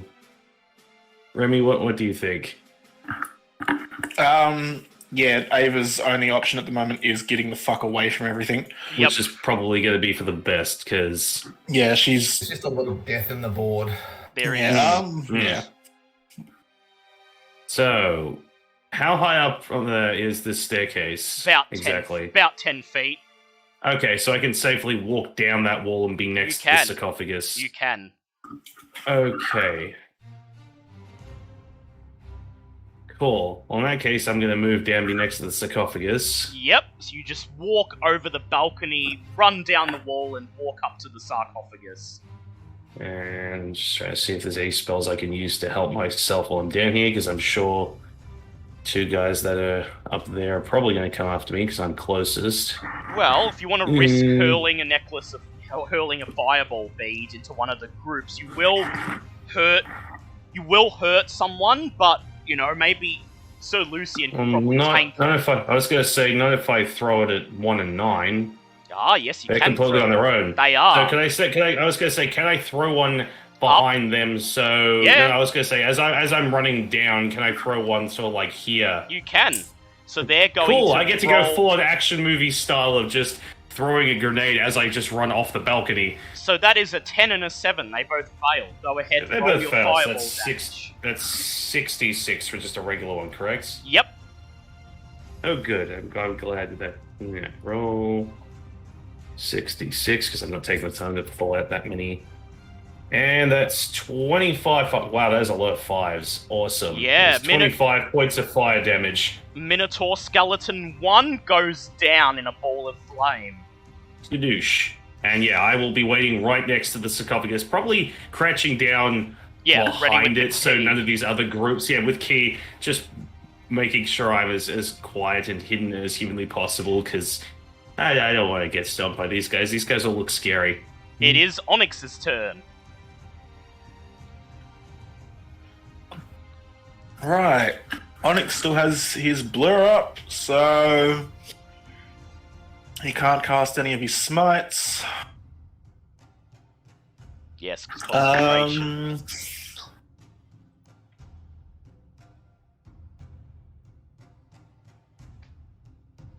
He is just going to cast Chaos Bolt. Yep, alright. I believe Chaos Bolt... Let me just check what it requires. Yep, just ranged spell attack. Yep, on Minotaur 6. Yep, So 6. it's not within melee range. Yep. Okay, come on, don't fuck me up now. That is 14 plus 8, so that's a hit. Roll your damage. Yeah. Okay, so that I need to get it up so I know what the fucking table is. If you want to do that thing you did yesterday where it was like doubled up on everything, that'd be great, thanks.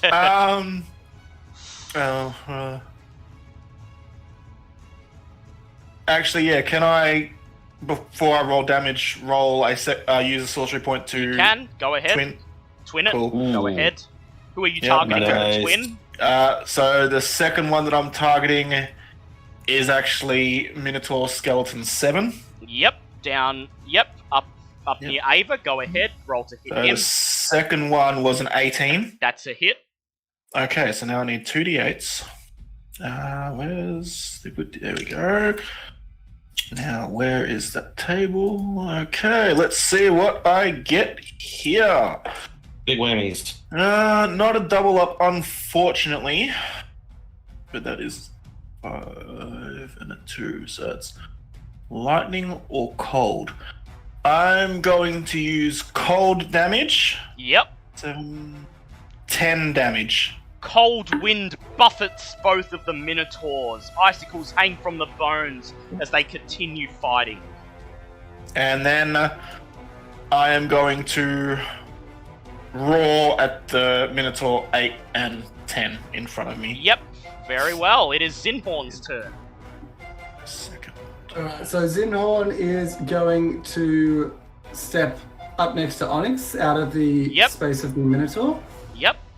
Oh, that was... And then is going to... Jesus! Sorry. That was a big one. I'm not that scary, I'm just a fire elemental. It was just so well timed. I walk up next to him. Wow! I'm going to come out of fire elemental form. Yep. Oh. And then he's going to just grab his shield and then just bash it to the ground. Yep. And cast a 4th level Thunder Wave. Ooh, nice. Okay, this ought to be fun. These 3 Minotaurs are going to make their saves. That is an 8, a 4, and a 14. So all fail. All fail, so that's 5d8. There they are. 1, 2, 3, 4, 5.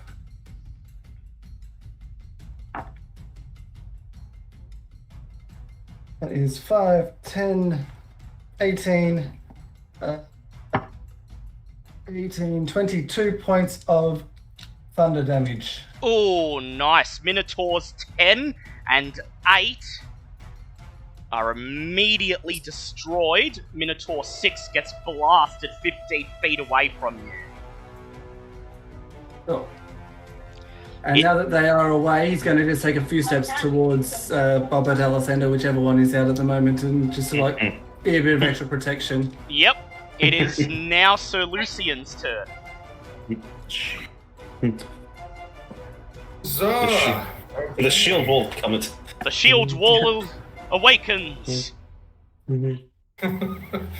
I will attacketh into. Yeah, you got your pick of the litter, man. Take your pick. Number 2's the most damaged. Well, Skeleton 2 is the most damaged, but it also. You should good point. Let's just finish him off. Alright, Skeleton 2. Yep, go ahead. Roll to hit him. That is an 11. I think that's very much Yeah, that's a hit. Yeah. Go ahead, roll your damage.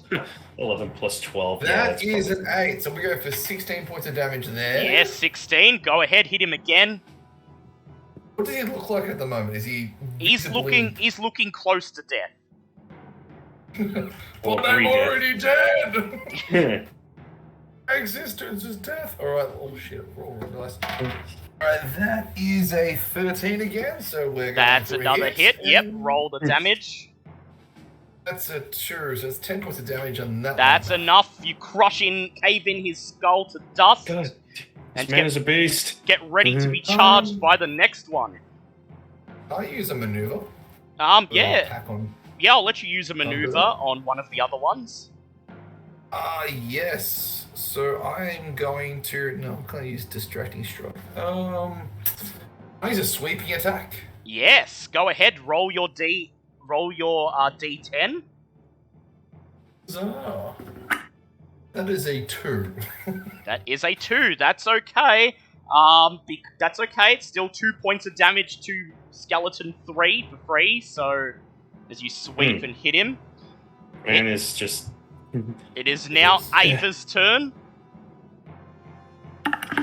Ava is going to use her bonus action to turn invisible. Yep. Because I have no doubt in my mind that Kitty would have taken that. Yeah, she would have done that. Yep. And then I'm going to use her action to disengage from Minotaur 7. Yep. And while she's invisible, she's just going to fly above everything right here. Yep, she's going to fly right above, overlooking the room. Okay. Actually, maybe over here. Maybe just over a little bit there. further away from any Minotaurs. Yep, and they do have dark vision, M1. Yeah. And okay, it is now the enemy's turn.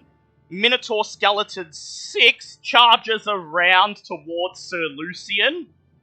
And we're back to 4 again. He makes a gore attack. That is a 13. He's unable to strike Sir Lucian. Right. This man is dying slowly of the fucking plague, and he can still fight 4 goddamn Minotaurs on his Minotaurs own. off. The other Remember when these guys gave us one of these gave us a lot of trouble? I know, and he's This taking is great. on 4. The Amazing.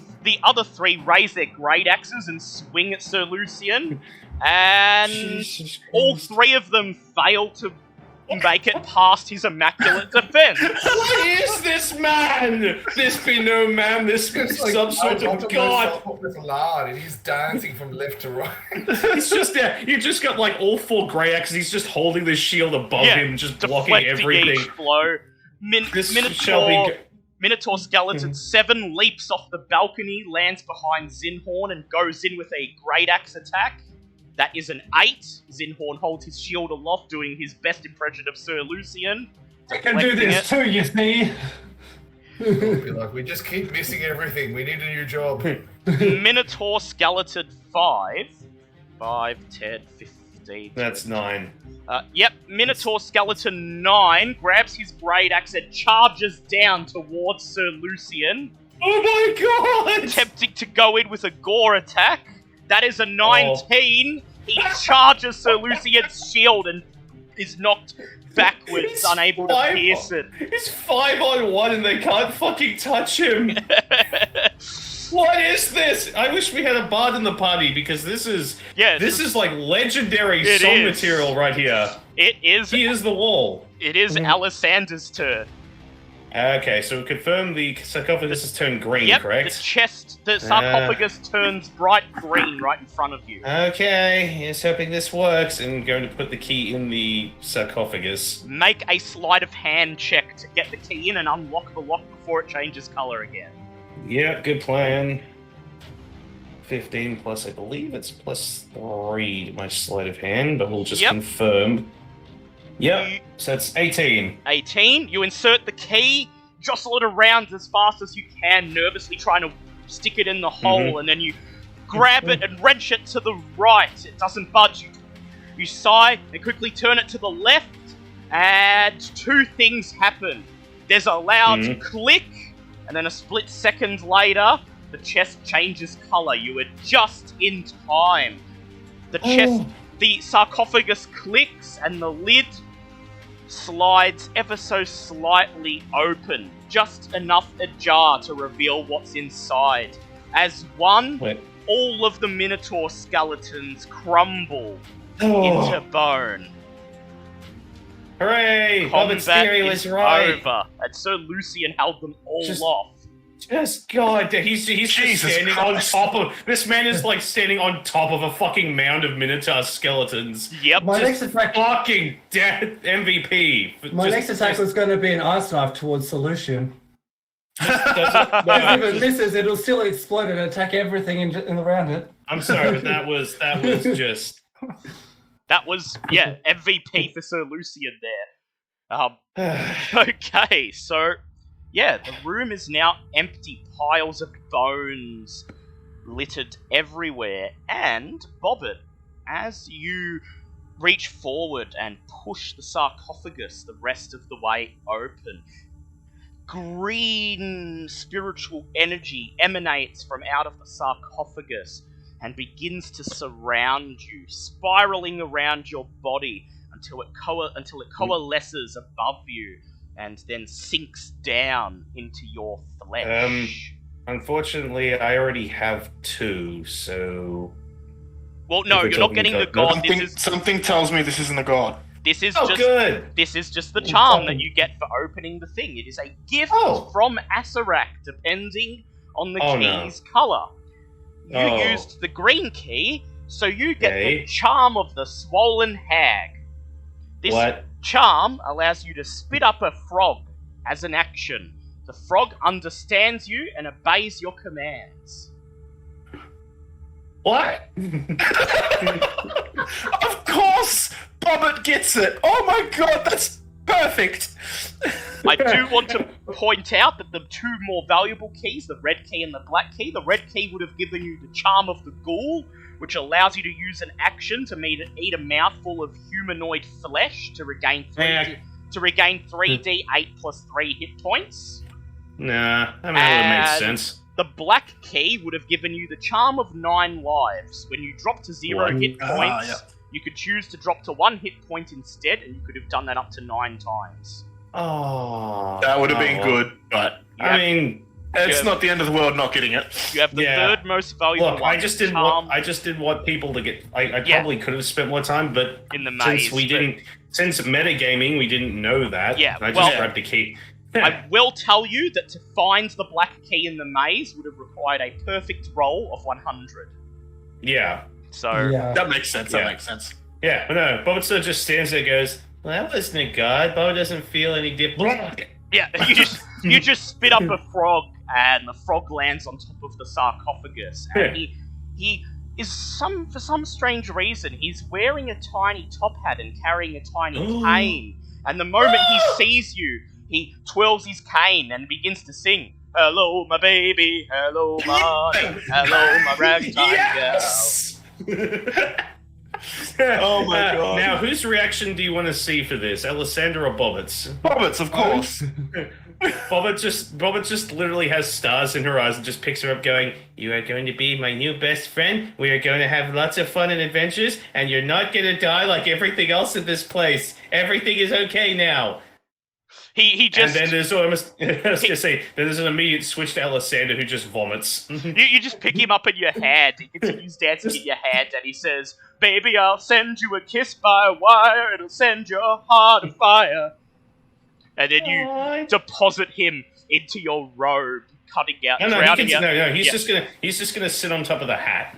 He sits. You put him on top of your hat. He stops singing, takes his top hat off, and deposits it and his cane under the brim of your hat, and then just gets down on all fours and lets out a loud ribbon.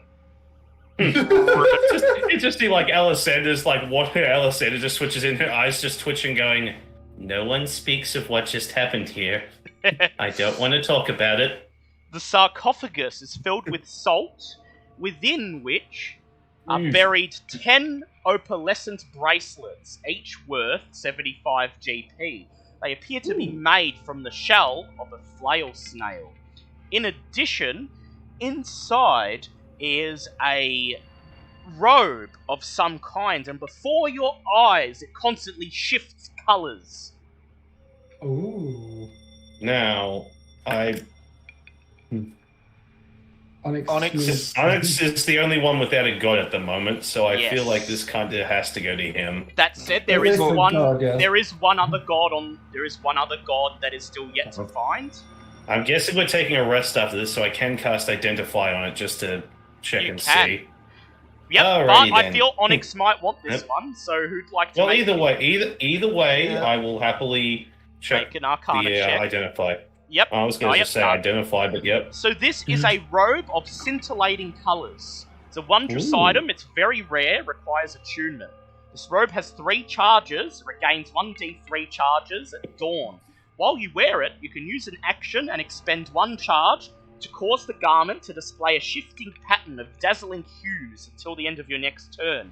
During this time, the robe sheds a bright light in a 30-foot radius and dim light for an additional 30 feet. Creatures that can see you have disadvantage on attack rolls against you. In addition, any creature standing in the bright light that can see you when the robe's power is activated must succeed on a DC 15 Wisdom save or become stunned until the effect ends. Holy sh! That sounds insane. That's... Oh... So is that allied creatures as well, or is it... It's any creature. So, yeah, when he activates it, you guys have to be away 30 feet away from him. Or be potentially stunned. Otherwise, you'll be potentially stunned. Well, that's okay, because I can go fight by myself if need be. Yeah, especially with this. So, as you pick it up, slime pours from the folds of the scintillating robe to take the form of multiple flail-like pseudopods. A female voice echoes through the chamber. I can help you. At least, I think that's what I'm supposed to do. You are now inhabited by Unk, the flail snail, who is self-absorbed and indecisive. While inhabited by Unk, you gain the following flaw. I am incapable of making decisions. While Unk inhabits you, your constitution score becomes 23. Oh, that's good for you. Big whammy. Hold on, I'm writing decisions. Okay, so my constitution becomes 23, did you say? Yes. Yes. Which makes it a, what? +6. +6. +6, okay. +6. And yes, Smithy, the elemental stat blocks you sent me, those ones are fine. Those are just the normal ones. So those are the ones you can use. Do we want to set like a max HP for each of them now is what the other part of it, which we can do after? I would just use the average hit points, which is what it says next to the word hit points. Those are fine. My HP just became 138.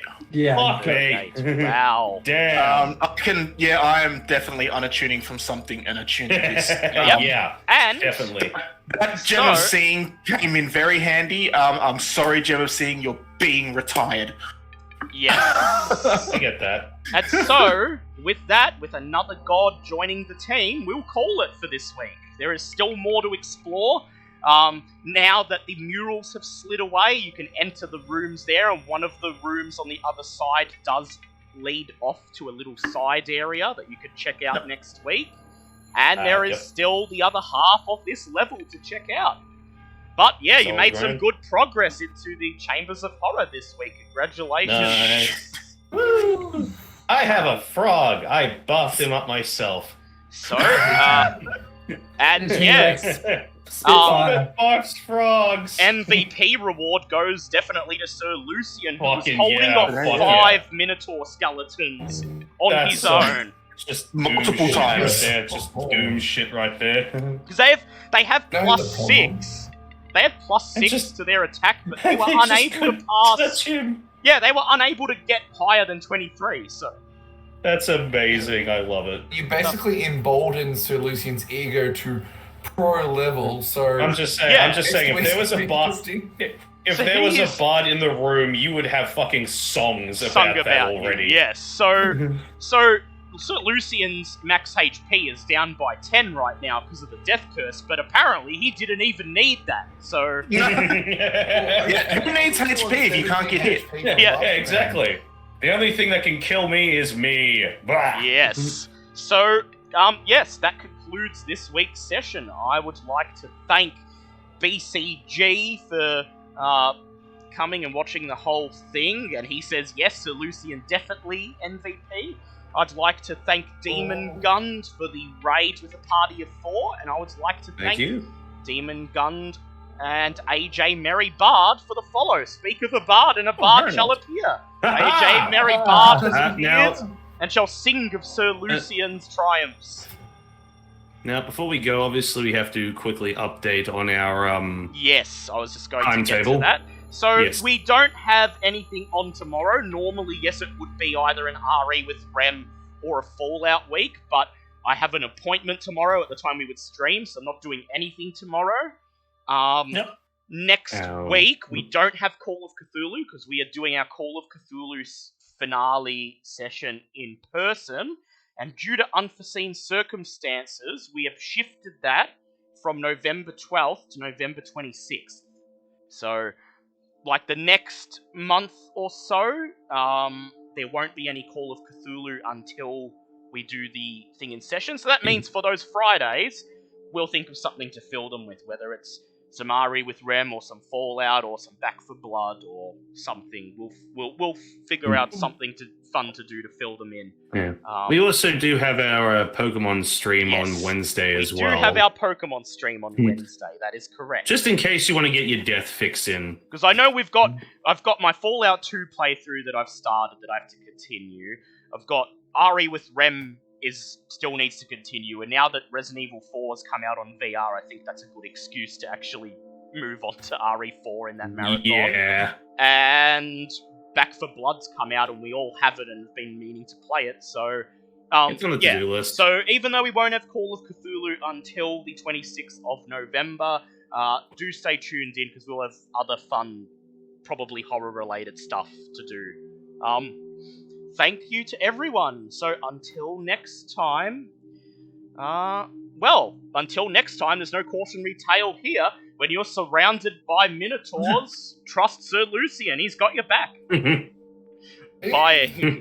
Bye, everyone. Bye, everyone. Yeah. Bye.